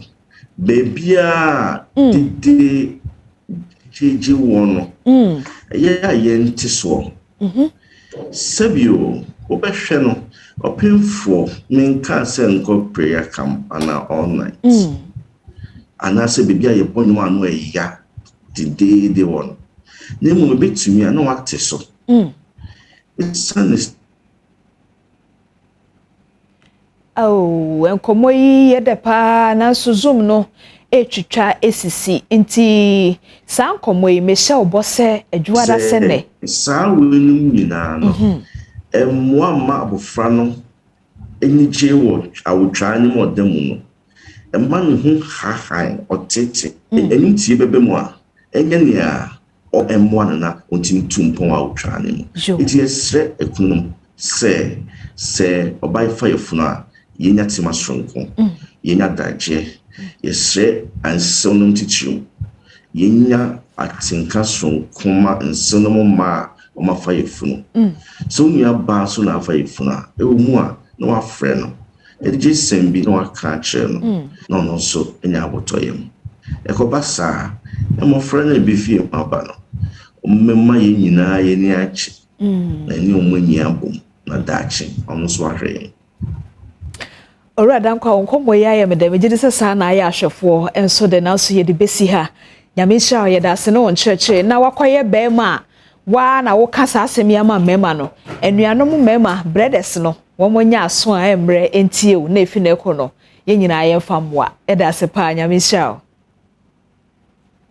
abusiafo mene Samuel Oforida nkwa oye psychologist at University of Education Winneba osa wo counseling unit or chirade enso se church for until a lecturer no ena mene no edisa enkomo enti kanenu a na ye ka se first no de won say memu ane emaye bi gine sum ho na pani ba na omo tete se pani ba kra na omo yomani na omo gina ho no wo mo da ye from sa na omo ma me ye enti abofra no osuanso ti wo se wonya pani asuma obebo bia cheke nyinsen bere mu no saa na ade ye o maame anase ba bia na ote no saa ne koso wo ho enti ye ne ya ye nyina no ye be science sade na tese ye be koso awu agumu saa ne ye no be koso saa well nyame ya domo a adwada tese ne erade mfa nkyeye na ye nto asa ye nkomo twehwe so ye be di nkomo ye akosi se obehu se abofra fi ye funumu e de kosi obenya du pempenso bi no e woni ma bi esese o ma wani etumi kɔ ho na yankan wo manka ba ko ne ho so ho de mi chi me da se ye de san nkomo ye si afei me no won nkomo foforo Mr. Ocheme me ba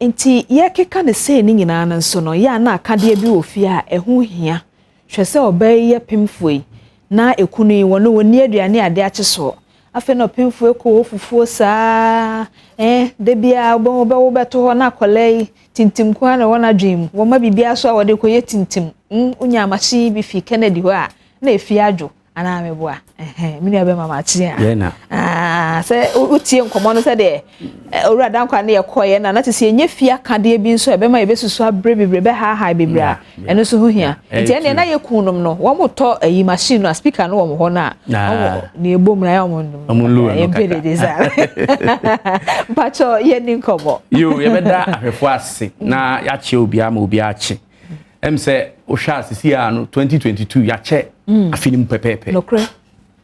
Ba mami misa ofiti January besi June ya cha afim pepepe.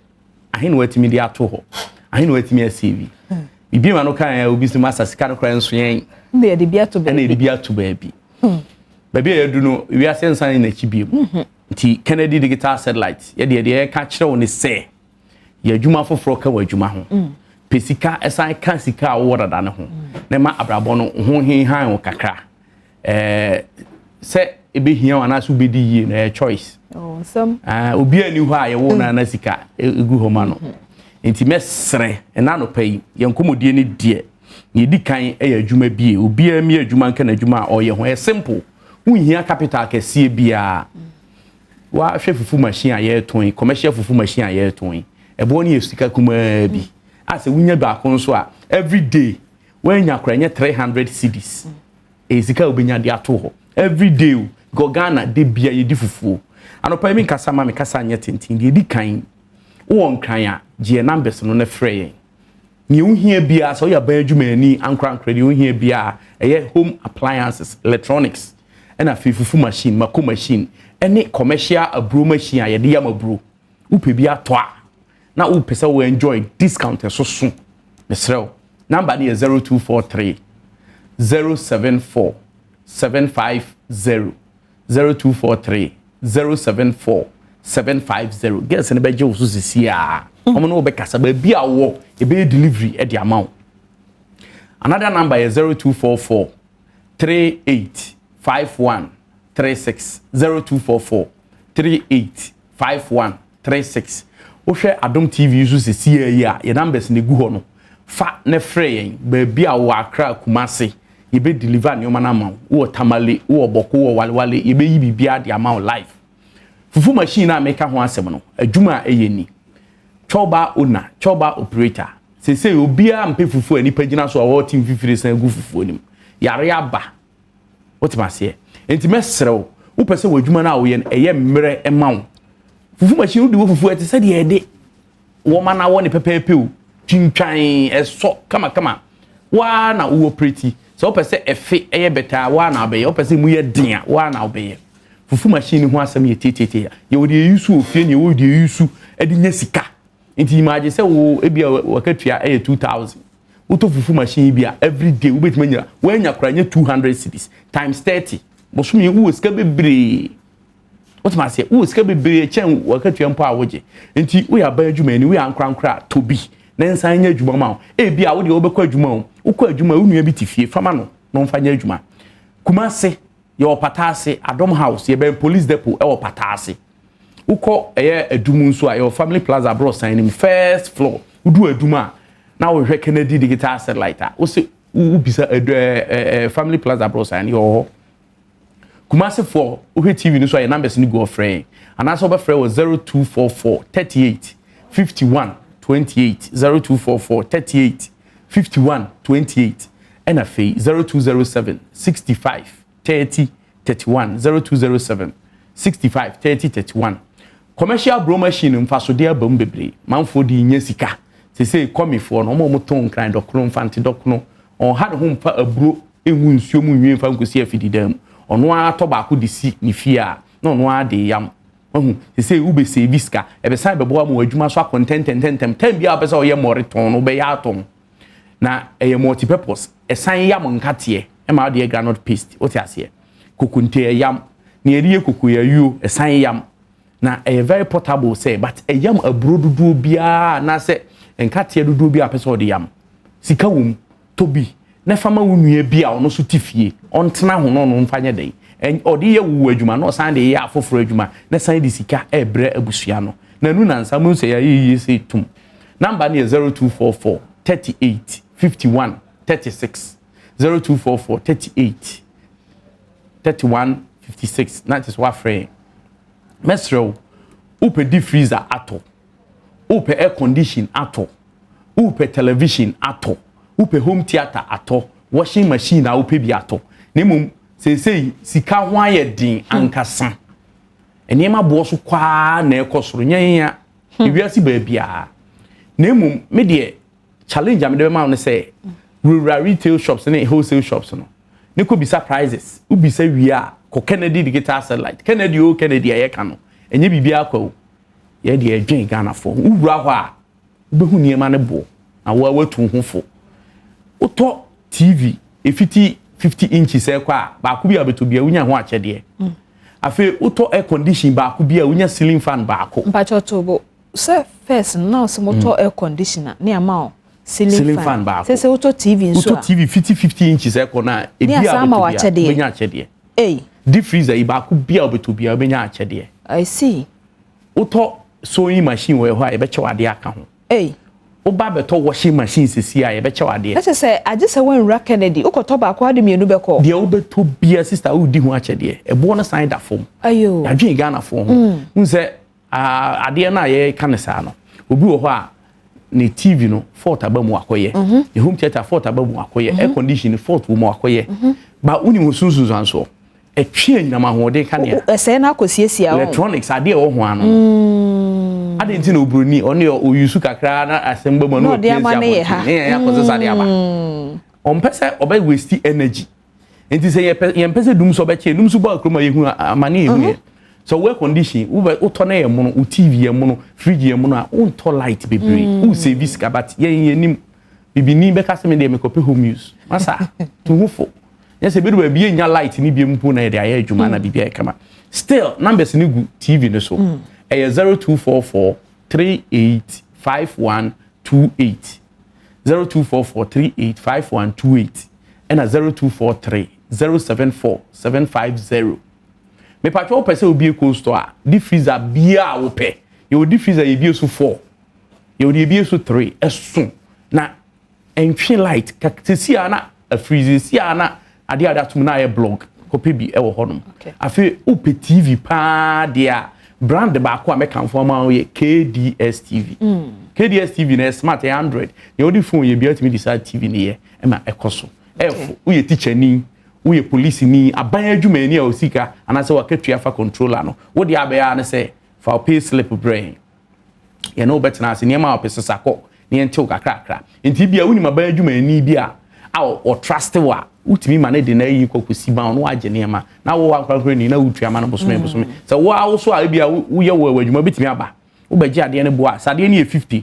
na utua wi a wo kwa no afo ade ko wo eduru ho ne atum kra wo enkan intimesre contractors estate developers mo amusisi dan ton so wo pay condition papa home appliances papa de asiesie kitchen no emba no yesi yempese mo bebre titru enu no ma mafa yefunu no eno ane se obeba Kennedy digital satellite Accra ye wo wager old barrier kokro bite junction so opposite e ho ane ye wo ye numbers e 0207 65 30 31 0207 65 30 31 and 0243 074 750 0243 074 750 Kumase your patase Adom House Police Depot honuma and a Family Plaza bro say anymore edum e ho numbers ne 0244 385128 and 0244 385136 okay enti yakade ya chiro ya wonso susuto yenu bebre handbag no because e den e betwe mama foforo aba na wankasa nso to washing machine because ye den ya okun no jeans no obehye nti so nto washing machine na Kennedy ho kopebi na wankasa nso to breso ana mebwa washing machine ye di bikra ba esini ema ni wi ana san dry na ema see na wankasa nso to breso because enye ni nyina na e behye breaders no so omonye bia ye kan sa no brothers no so ya momo sisters no ofie na omo ho entumi ha o enti Kennedy abase oma asumdwa befi no asa atwe wadwe siso se pe bibi yo na unemployment association no frim na ho hwi ni ho e de mawo e da se adwuma de bi wo ho e da se ye da se pa okay enti abusia ye din komo na wie na happy birthday enko emma ye bay lecturer me ne din komo sisi awura kwa ne ba Taranta Dakura Oko School was St. Paul Methodist School no ewo we ne ba happy birthday to you girl enti nyin na beye weja pede sene nani ebejo one so aba ema wiase happy birthday to you afe nchia no ebi nkoma buzuafo ebi nkoma Busua Beach Resort ejumafo ne mpanifo na afe so ebi enkoma Peace Chapel asafuma a ewo akwatia ne sofo dapane penifone nyina amosomo won cry no amubua enti happy belated birthday enkoma me papa sofo Mordecai o akwatia happy birthday to you happy belated birthday to you enti abusu ha ye de fisem komo chichire no esi ha nemum enen koma ye ne owura dan kwadi ye nyame yadom a dwada se na ye beto aso fana semhia ye kase ye chia jitum if you say oba wiase no obeto nipa say bi wo dada nti mete wo wiase because emfa midin de ma mechira diamond mu achen edase.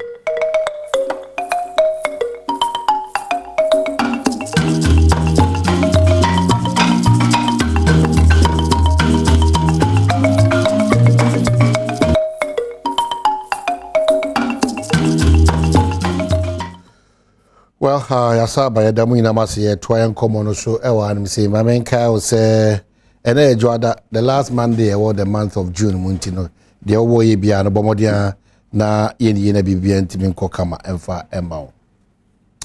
We are Afuni be a proud Hafonian, we are Ghana be a proud Ghanaian and continue to exhibit these qualities: truthfulness, patriotism, love for your country, and honesty.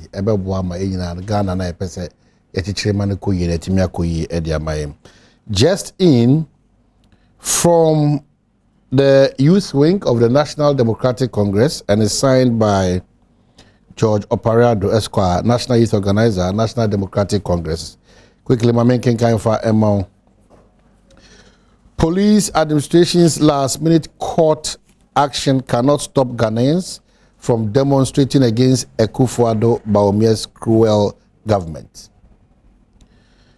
The youth wing of the National Democratic Congress has become aware of a press statement by the Ghana Police Service unashamedly communicating its decision to use the court to thwart a planned demonstration by pressure group Arise Ghana.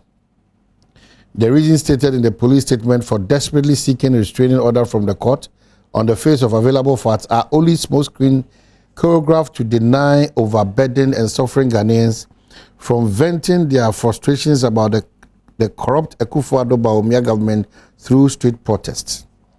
While the Inspector General of Police, Dr. George Ekufu Dampare, enjoyed the goodwill of Ghanaians when he was appointed and exhibited traits of an upright officer ready to honor the tenets of his profession, he has turned out to be a puppet of a corrupt regime. Annoyingly, the IGP, without mincing words, has carved an unenviable niche for himself as someone comically interested in protecting a gang of thieves in government rather than the very poor people whose taxes he is feeding on. A trivial issue as the scheduled time for the Rise Ghana demonstration could have been settled with organizers without necessarily resorting to last-minute crude tactics to frustrate the organizers. Indeed, the organizers from media reports have so far cooperated with the police and had even acquiesced to demands by the police to change the scheduled time to a proposed one by the police from a proposed one by the police. If the police had a change of mind on the agreed time with organizers, what prevented the IGP or his lawful assigns from re-engaging the organizers to find a middle ground? More so, on what account did the police change its mind in the last minute to break ranks with the organizers? This unholy behavior by the Dampare-led police administration speaks to one undeniable fact: that the police hierarchy, against the wishes of some of its junior officers, have sworn to fight any well-meaning Ghanaian who dares question the wanton dissipation of scarce resources by the reckless Akufo-Addo Bawumia government. We will not be surprised that the police hierarchy have taken up this unpatriotic hatchet job because they are accomplices in the unreasonable reaping of our dear country. A protest such as the Arise Ghana demonstration should and must be embraced by every Ghanaian who wishes this country well. The only adversaries will be the criminals in the government looting the state, and sadly, the police hierarchy appears to have gleefully joined them on their protective cover. If the Akufo-Addo Bawumia government has performed to the satisfaction of all, why would it be remote controlling the IGP to block a peaceful street protest? History has it that failed governments like the Akufo-Addo Bawumia government always resort to weakening of otherwise independent state institutions in order to have a field day to steal without anyone raising a winker. We can assure the Akufo-Addo Bawumia government that the IGP and his cohorts may be in bed with them today, but the day of reckoning where the Ghanaian people will say enough is now here with us. We urge organizers of the Arise Ghana demonstration not to be unsettled by this cowardly tactics by the police and government. The resolve by all young people of our country is that the Kufuor Bawumia government has lost track on its promised deliverables and must be kicked out. We stand in solidarity with the organizers and will lend all support where necessary to ensure Ghanaians rise in unison against this tyrannical government. And it's signed George Opariado, Esquire, National Youth Organizer, National Democratic Congress. Okay, we are back to George Opariado. Oh, you're a lawyer. I'm wondering. Anyway, Akwaba. Yeah, Dr. Akwaba. Yeah, more pain. Yeah, making kind of. I mean, the good thing is that me and a lawyer, I saw me a lawyer. Yeah. But Ucho in some way, our travel character, no. I mean, what do you want to say? Literally accusing the police of criminality. Police for on your bonnet. As a man said, say also per so-called demonstration. Now you know overnight, and I do now wait 2 hour demonstration. Yet omochro was say, omuni how need demonstration na person kono. The few issues of more any baby a person ofa. Any anajo na person konye because anajo sumu de bibi bia to me see. Betimi abas mumu bi mu kra na obi betimi anya adwemfi bia bone. Anaso bi kra betimi afiri baby on ka mo ho. Abetimi aba be destabilize mu dwumade na mo edi no. Nti omo de mo ni mu ba nie hia omo ani se wodi nhihye pa bi begu fam. Na mo make sure say sa dwumade na mo pese mo di no. Enko create problem ma mo ho.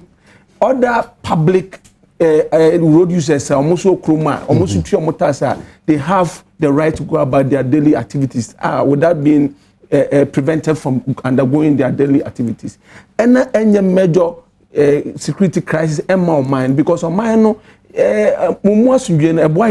what man say once in our kind say only money more than kita ho na kita ho no I say adwin na attach no omuntumi ma ban kromo nti o masem ni say same way there I say patapa pieto e de mra na woro won trase na woni munwe waka so waka bi maka no waka bi ye court nso ne the appropriate forum ye kwa yetumi e discusses anema we na adwento ato no mra no be kire say ni na nsem ne mfa so we no nti e ho atemdidi ade ma IGP ne Ghana Police Service for say atemdidi a watworo ho lawyer mu watworo atemdidi aso agu kentemu ade magini ne maguso e de akoma Ghana Police for say body ben pa no maye so omo pepa so mpese asundwie mro man mu obi ankoso nyi na dwuma pepepe na yemfa no credit ni fenzo nuado yenkoso wo bibi ya to me kasa because under the democratic dispensation na dey enwakoshem ne dey we are involved in what we call participatory democracy. Individuals have the right to express their opinion. They have the right to use the various arrangements under the constitution to vent their anger. Any be or money baby you have the right to do that. The police for us and say in making sure that you use those rights and I say we use that portion of the constitution making sure say one number two no create further problem ama oman no anase other public user anase wo ankasa ho oman ho bibi nentia ene owo ba akora no onyimpe akora na da oyam nyo de abiemu owo ba wa na wawo no ba akora na wa ba asase no so nyo de abiemu enentina ehwe ye criminal jurisprudence na se owo ba akora na ubu no na upra na se bi okowu a abra amani ni udi because enye wajapade biem nti mu amunam ho no was NDC ni o CPP ni o obia ya aban no ajapade minu say obi de ababona aban ni bedi amani ni pakro bedi unu ntia because oy aban ajapade ade se kronkron ba no it doesn't matter the political party you belong to. It doesn't matter the religious affiliation. It doesn't matter the tribal affiliation. What matters is that the individual is a Ghanaian. Even on your Ghana, ni kura na o hana, ni pano o man mu kura na ye mra na e bo na ho ban.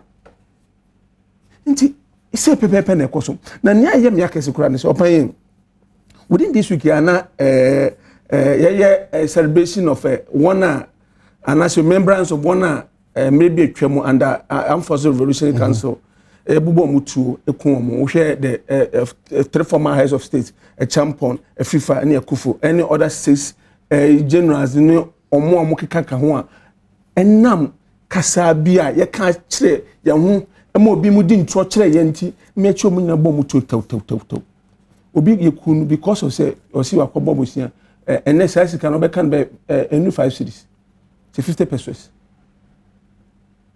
apart bosia 50 pesos obi ye kunu because of say over the toilet me no sankofoni nyina no kasa ye create impression man nipa adwumi ye say ewiase Ghana bibibia ni wa akoso since obi wa akobo bosia nti ye chisa busuafo including former heads of state president ekuomo aye NDC ni omo efen say tradition ene dis adwuma de okroma nje ne ube kasa bibi ne say famra kwan no so sankofo ye de omo famra kwan no mu a opanye kasabre dodo na ni nyini duru emra owura Rollins du yanso no onye no baabi akọ ko mombi no beduru baabi owu a ase ni katu ekodu bring bedu baabi ne owura mahama because all of them some of them the chunk of them we are at the age of 43 and below 43 years ye chomo bomutu kasa nipa ka kire Ghana for say na we mo maye bonio e bi nsida sankofo no e bi mo na omo abo asesa nti wo kasa na wotu an mo bi oman mu a kan wo se yesi emra no kwan ni o ye ju se emra no ene mfa emo osa no na wo kogire ba bi na police force be demonstration you ni how but making sure and do demonstration there so you demonstration and the amada do the whole night now you demonstration na bibi ko sia ene nyina ye pin bi say you very vigilant with the crisis within the sub-region, particularly with activities of the terrorism near the day. And the police for they are very mindful of that. These people use some of these occasions to create major problems for the country. And you see, and I just you can never have light to cover the entire grounds. But under the sunshine, the lights, I mean, in the day, no dear. Things cannot be done. But under the covers of darkness, the opening, and never rebate me. Okay. And my say, young Kai who say, and then you near seeing Katia, opening, or one braff fefe, or Mojoman, Obimu, Yakomo, Emma Omoma Abasasa. You near a friend say, Ora Mahama, opening, or my pain dada, and no, or bonnet bra, ne ma or show money or Mosiri, or ne more mocomanim.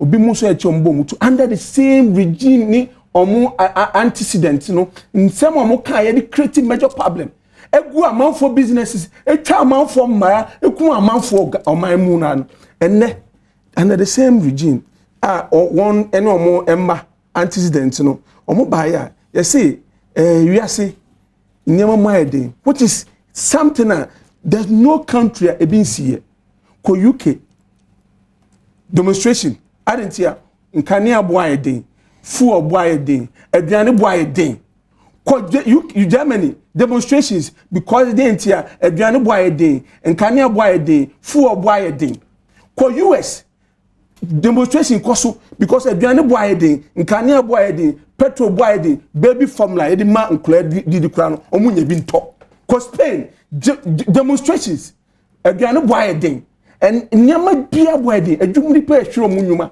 enne if Egypt omu demika ko IMF because omu country ne crash why because of the activities of COVID any Russian Ukrainian crisis that critical the entire world suffer this global challenge Cote d'Ivoire and there's demonstration as we speak today the demonstration in Cote d'Ivoire because nyama boade who call a friend saying ko Japan ko China.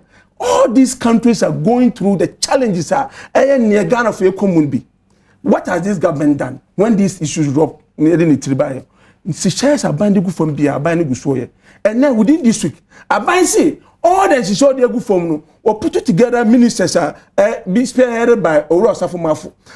You a great minister, you defense minister, you gender act as gender minister water resource. Mama say your brother pa was subi other critical trade minister Oro Alanchamantin any Oro Kojo Ponkuman and other ministers are. Let's review any go from no, including tax, including reduction in government expenditure, including government moving away from expenditures be any essential and as any very critical no. Sa nyema na aban dey go from ni nyina any nyema dey support to economy no. Dem hwe this impact was adwuma na say nya adwuma. Niasi e dey go from including BDCs. You know dealing that who sika ekoto fuo na you trading at the same market you say ordinary people munya forest.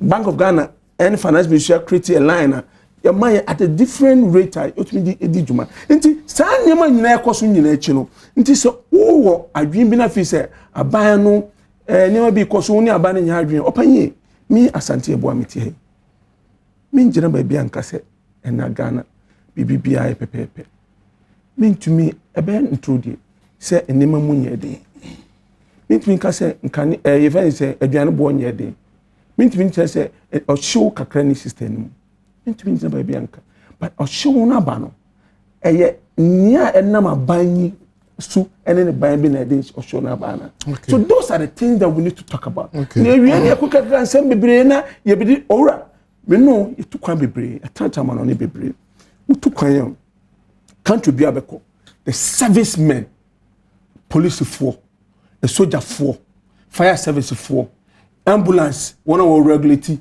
and even helpers and other critical members of the society your bomb mudia no be a sorry born in them you want to police for thank you for your service you see partner thank you for your service because they put down their lives for the lives of the people they protect their life police for quite momba omaku obi akwa mo be se ko shoot omo obi jirensumu to omo they're going through all kinds of difficulties because of say ombebo man no buy nti woni wo din kita won say wo pese wo yese ni say wo ria na asisa attemdidie every police for some way criminals okay omo don any criminal gang omo critical why would you even think like that we don't even respect those institutions police for now wo BBC ombebo yon ba how come man bia mo yedi because no credit there oni omo kasa kwan papa so wonya ade bia obetimi aka se ne omo ye no ebu mra bi so eni ti omo court na oni omo nya adwa ya atendidie okay doc mesa about so Dr. Richard Asante mama actually say broja Jemfi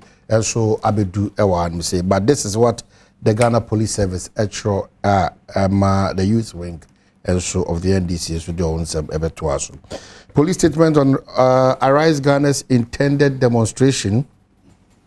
A group calling itself Arise Ghana notified the police of its intention to hold a demonstration in Accra for 2 continuous days and for its members to also picket in front of the Jubilee House during the night.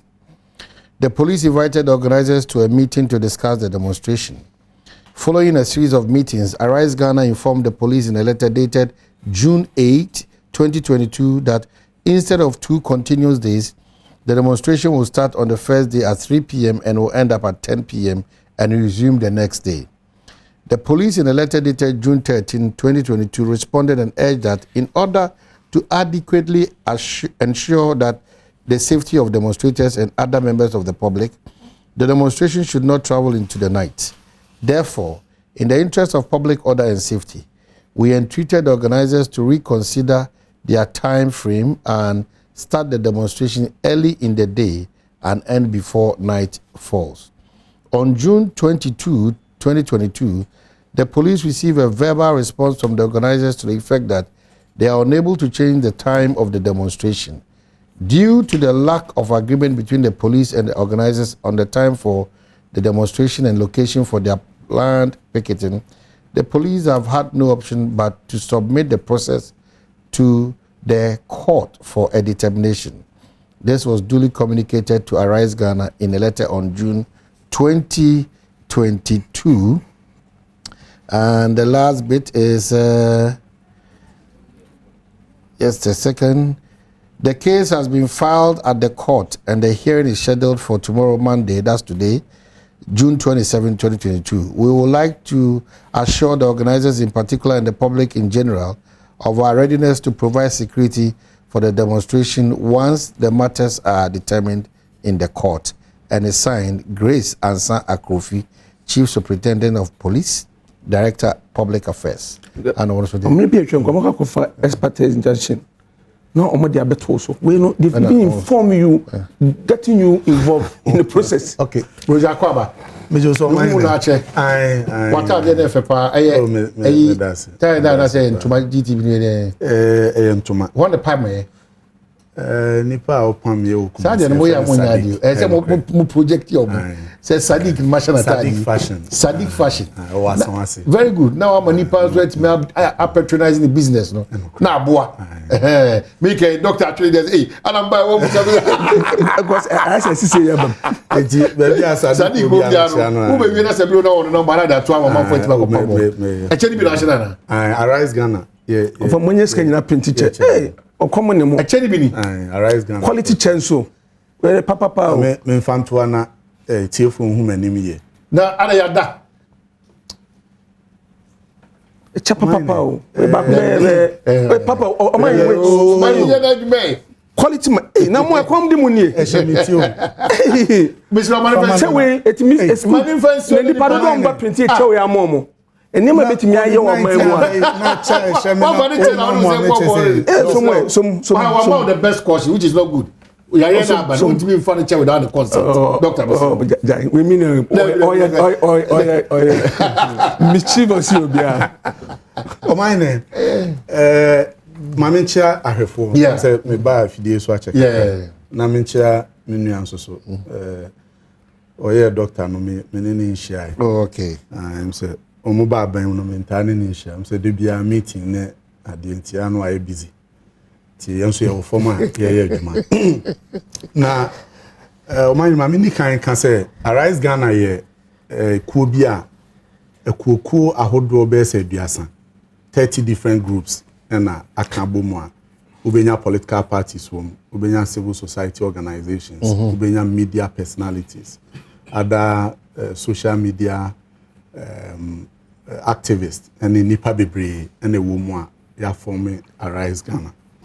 Na meti ha me ne wo kasa ide kuo no yenya krata bia mfiri police for ho say omode yakokot ana bibia etisa nti anope asema meti me mama pa na mum ye law abiding citizens say police for the krata bia brain say yenkokota yebeko any police for di nkita ho achepa on say organizers no emra and this emra o share kuri background emra ye me pacho MPP for crowd room and this vote me chom 100 listo we na napoku obi anim so MPP o can right so onye MPP ni bi party no bebre ho ifiti asese ye engagement no akwa MPP mpanifo bebre ho Dr. Nyahotamaklo oje feso Dr. Rekubro bi eje feso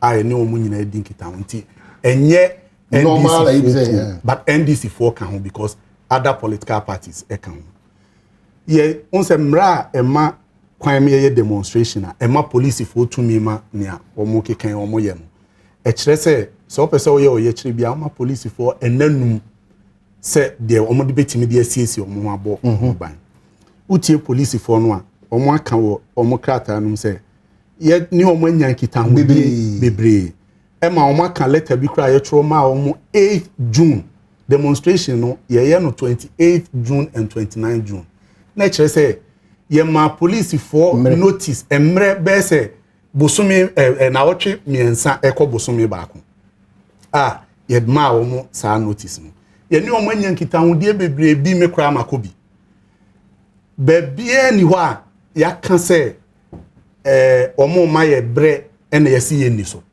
enu ntina sa krata omo de ye me wanwa no esan se ye di kan call ye ne kan se ye 2 days demonstration actually say ye 28 no a ye mpon e be rem 29 ansana ya pon ena omo si there be security concerns nti ye ne omo enya engagement ana fa ye beti ase say okay ye na ye kwa 10 p.m. ye be pon 10 p.m. ade chia ya san aba ena omo ye ne omo nyina ate ase IGP obi ate ase ye kwa na omo san frɛ sɛ 10 p.m. no omo nte ase nti ye mpon before night falls omo ama time night falls there's a 6-7 hona 6-7 hona ena omo tro ye krata 13 June sɛ na omo kan ye the response e koma police for say ye ne omo ya adwen de omo kan nti yenhwe na yenhwe omo no ka base 6 yenso ye ka 10 nti yenhwe na yen bridge an agreement nti any police penny power operations ye friend Soraj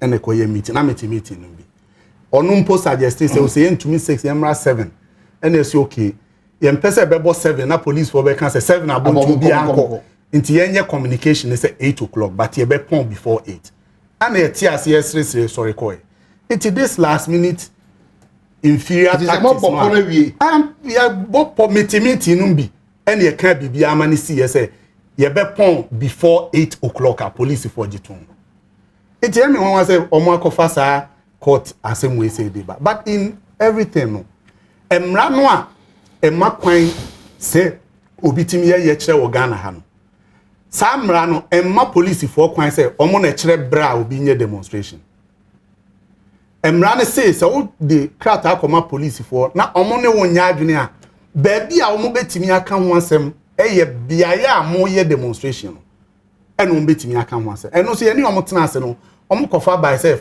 Flagstaff House ana Jubilee House ye pese ye wie demonstration ho ye security zone ye ne omo nya enchechemu ama omo nya omo honti ase fi say ade echi a ye be Ministry of Finance ye be say be wie of Parliament e ho nyina ye security zone ena nya e bread di kan ni a ekuo bi ye demonstration e de akọ Flagstaff House nti ye ne omo nya enkitahudie no enti ase ye adwuma eti sa die police fo ye e ya akọ ye te say ase ense bi a obi hu hye baabi e dane police for no because throughout our engagement with the police they have been very professional aya bo omo abaso nkitahudie omo ne ye di eni bibia Sakrata we omo de buy kra no omo anka wo mu say ya throw officially to them accepting say their own proposal we will close before 10 p.m. Two parties in proposal yes before 10 p.m. ama ye ne omo akoye meeting agia tum say 8 eti we no omo de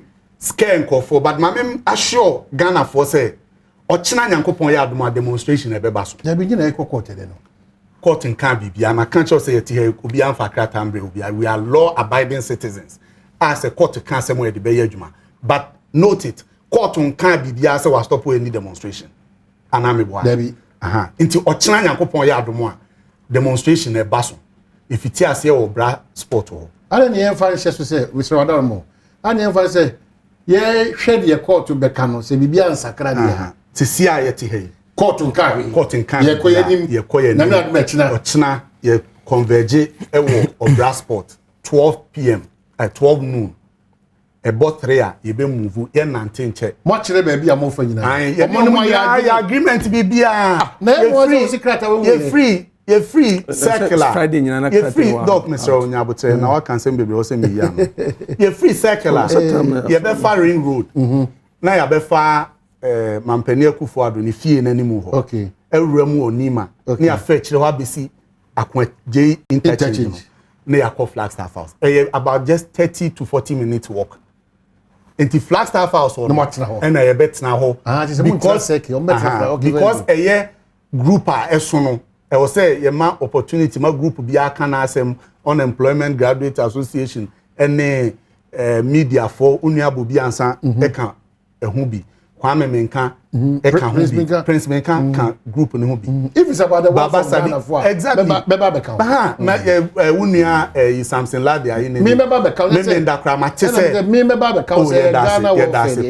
fe Ghana I pledge support say na de ema e me arewo kakra me nua e kan me hwene saa ne wo ye me nwanwa say adan na ye makwan ama ye demonstration anajo o ma ye John Mahama why mampani wo Ghana happen ye nim atete amode John Mahama afem boni ben na John Mahama ye Ghana ne MPP fo nti a ono yetime de ne fa ohaw bi mu na ebeye akufo ado de a yentime nye demonstration anwumre dom so demonstration any time enumpo no almost started anadwo no almost started dom so demonstration eye no anwumre wo Ghana ha obia nkasa obia stop obia aden na akufo ado penso de ye beye demonstration say ade besa terrorist attack oma mi hu ba bia terrorist attack say anwumre krada the world's most famous attack by extremists the attack 9/11 on the World Trade Center enya anopana attack in this claim wasem na wasem be na enya anopana attack in this on me one instance of a terrorist attacker esi anwumre. There have been several terrorist attacks across Africa. Kenya, any idea? Yeah, Papa, statesman, Professor Awono. Nenye anopa area more na esi. Enti those things, those excuses now mo dey manu. As the magnitude of the support of this demonstration. Ne sum kabino. Yeah, making provision for lightning system. Any police before can say same way now. Don't so demonstration, omo the candle, any lantern, any coin, and so mutimi ye meboa.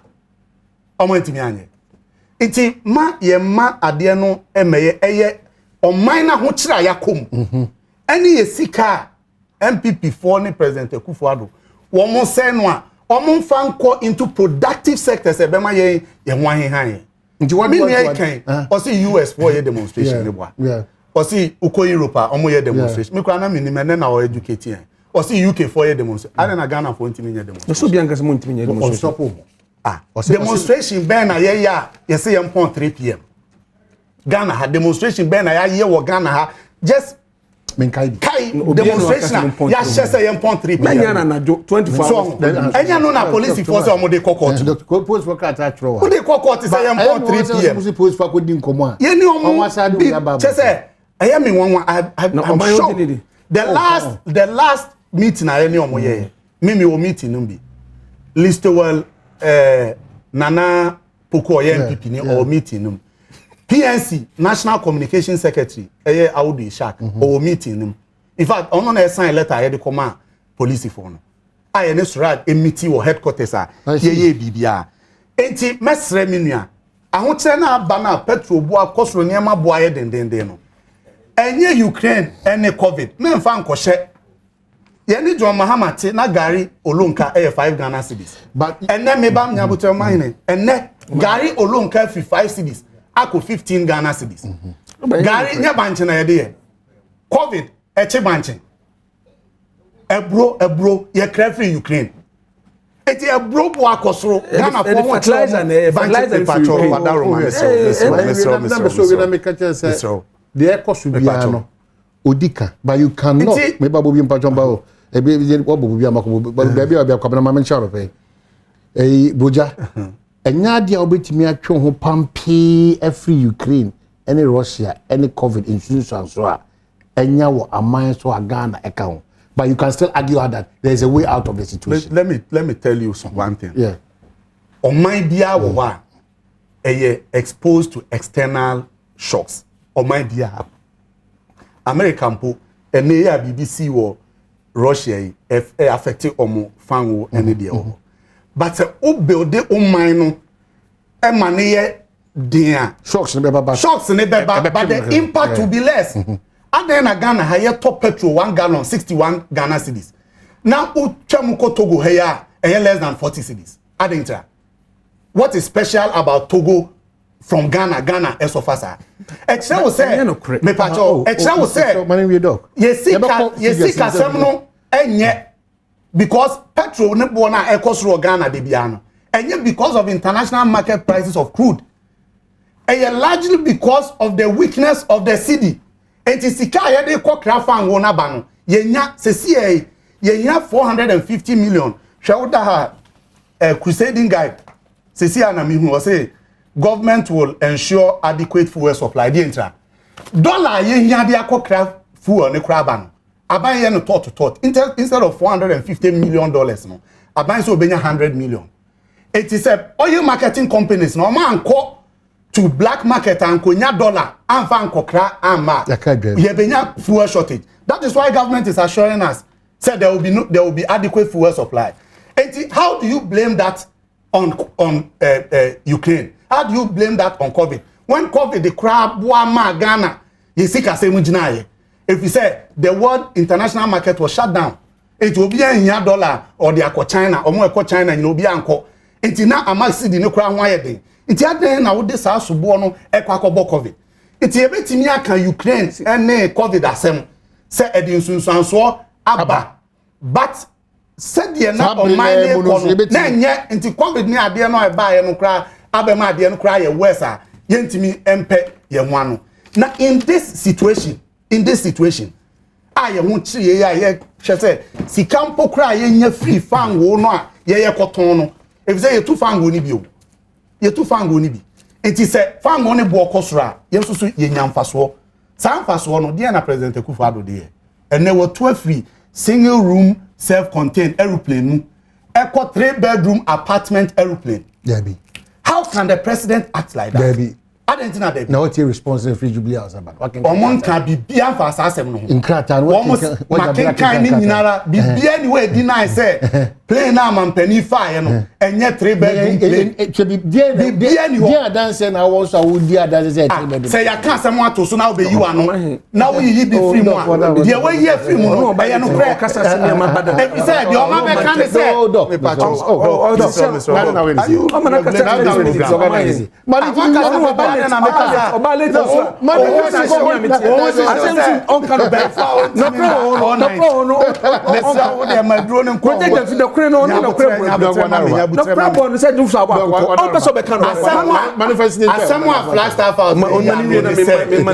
Mampeni air free Ghana ako Paris air France no one high jet na mom ofri Paris ko do Belgium no na strike wo and or the high jet now or high no a 3-bedroom and a home back on no high na 1 bedroom hold you na krata e our bano you try home ra o dey try about rapport na o talk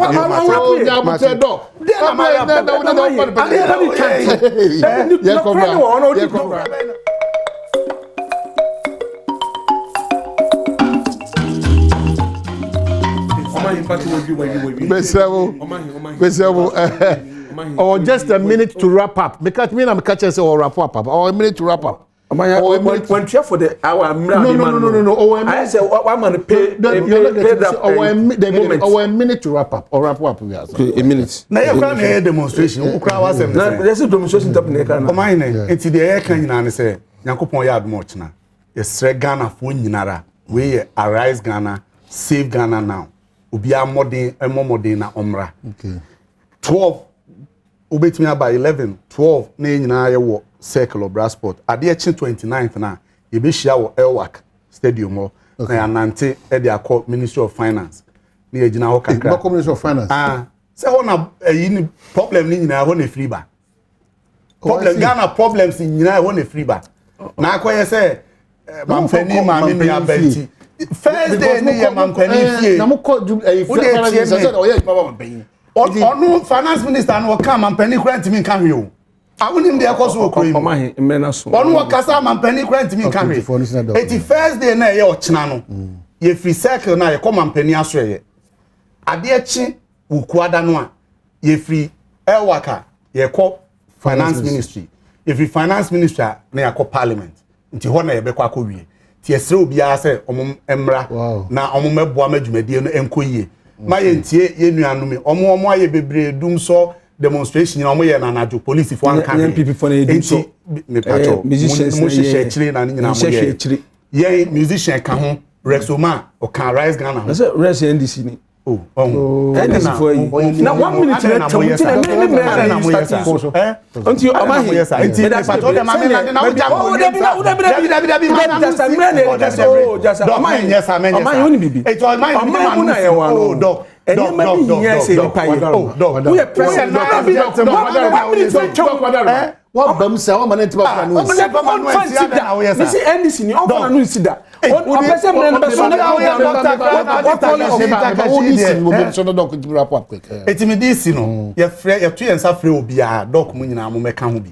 Na ye mama mpani akufo ado hu sɛ said the oman ne kono enye on tete petrol no so na won tete niam abo so na ye ho entimi ha but that's be bring no oman em say da bia meka say unya NDC ni a aye na dwen so be din tra na so be kan se menima na no more powerful than the greatest terrorist that the world has ever seen, Osama bin Laden. Oh, the NDC for a terrorist. No, in some of the candle and throw the bedino. You might disagree. Throw the pen the canoe. I just saw Abrakwa was some so chantro. No, throw no bedino. More powerful than the greatest terrorist that you are seeing in no.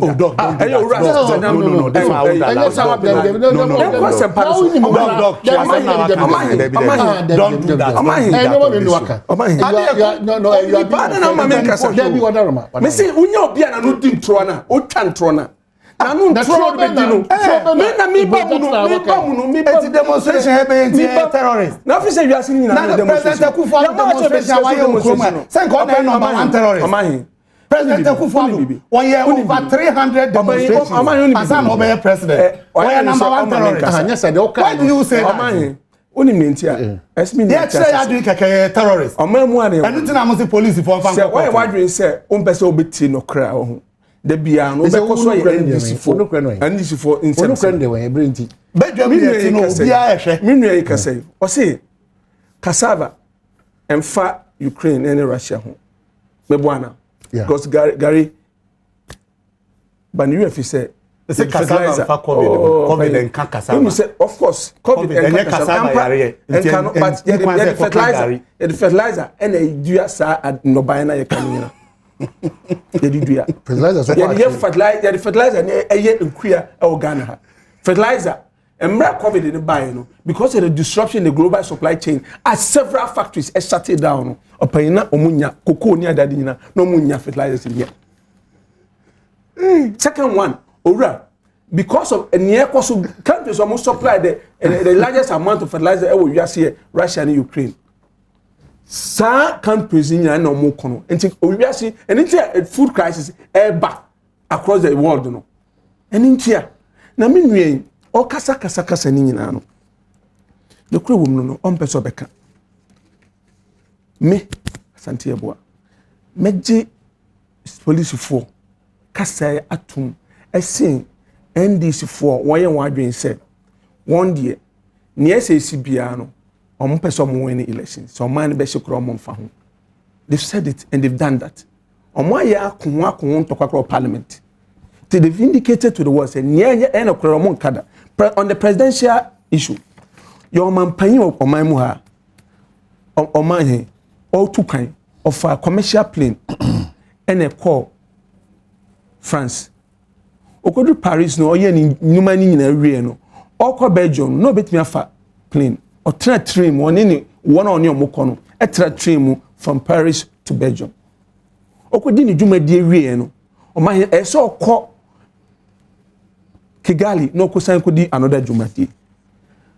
Okodru Belgium strike plane bien to workers nyina wo nyina airport ni they are not operating. What would the president do? On Paris, but Paris, Air France, on flight to Kigali, almost suspended over the period. They are looking. No, me say they've suspended that flight to Kigali for till 1st of August. Go and check. It will be on you know, this is my area. Yes, area. So I know it. And be able to check it. So you will not get plane from. Friends, Paris. So my plane so or go back to from Belgium back to France. No person for offload Kigali. On your plane call. Because they must suspend it to 1st August. No best start operation. Must terminate it over the period. So what was the available option to a president? As or catch a meeting within 6-8 hours. What available? We are see other institutions about. I said, Median Abu Amagana, Yebenya vaccine assembly plant, Ebe produce not only COVID vaccine, but other vaccines. Oh, Ghana. Oh, man, paying Jumadian now 5 mutre call France call Belgium. Emma is coming there, Asset Development Bank. And this is supported on mine. What was the option? And this is for see on pay on them in front of boom so now fan call Kigali. That's what the end is for person actually. When there was no option, the president even sat in a train or train and call Belgium. What do you expect from the president? So on Sambra Ghana, on free Hombra Ghana, meeting no when world leaders, any companies now, you almost signing up this, or we do media kesi ewo Kigali. And then cry and we sir. Doctor Medasi Boja. Open me bow. Abroni be you. Abroni be you. Abroni be you. Abroni be you. Abroni be you. And you just 30 seconds. And this is for student buying and boy. Oman pay. Oman. Oman. Ibishia.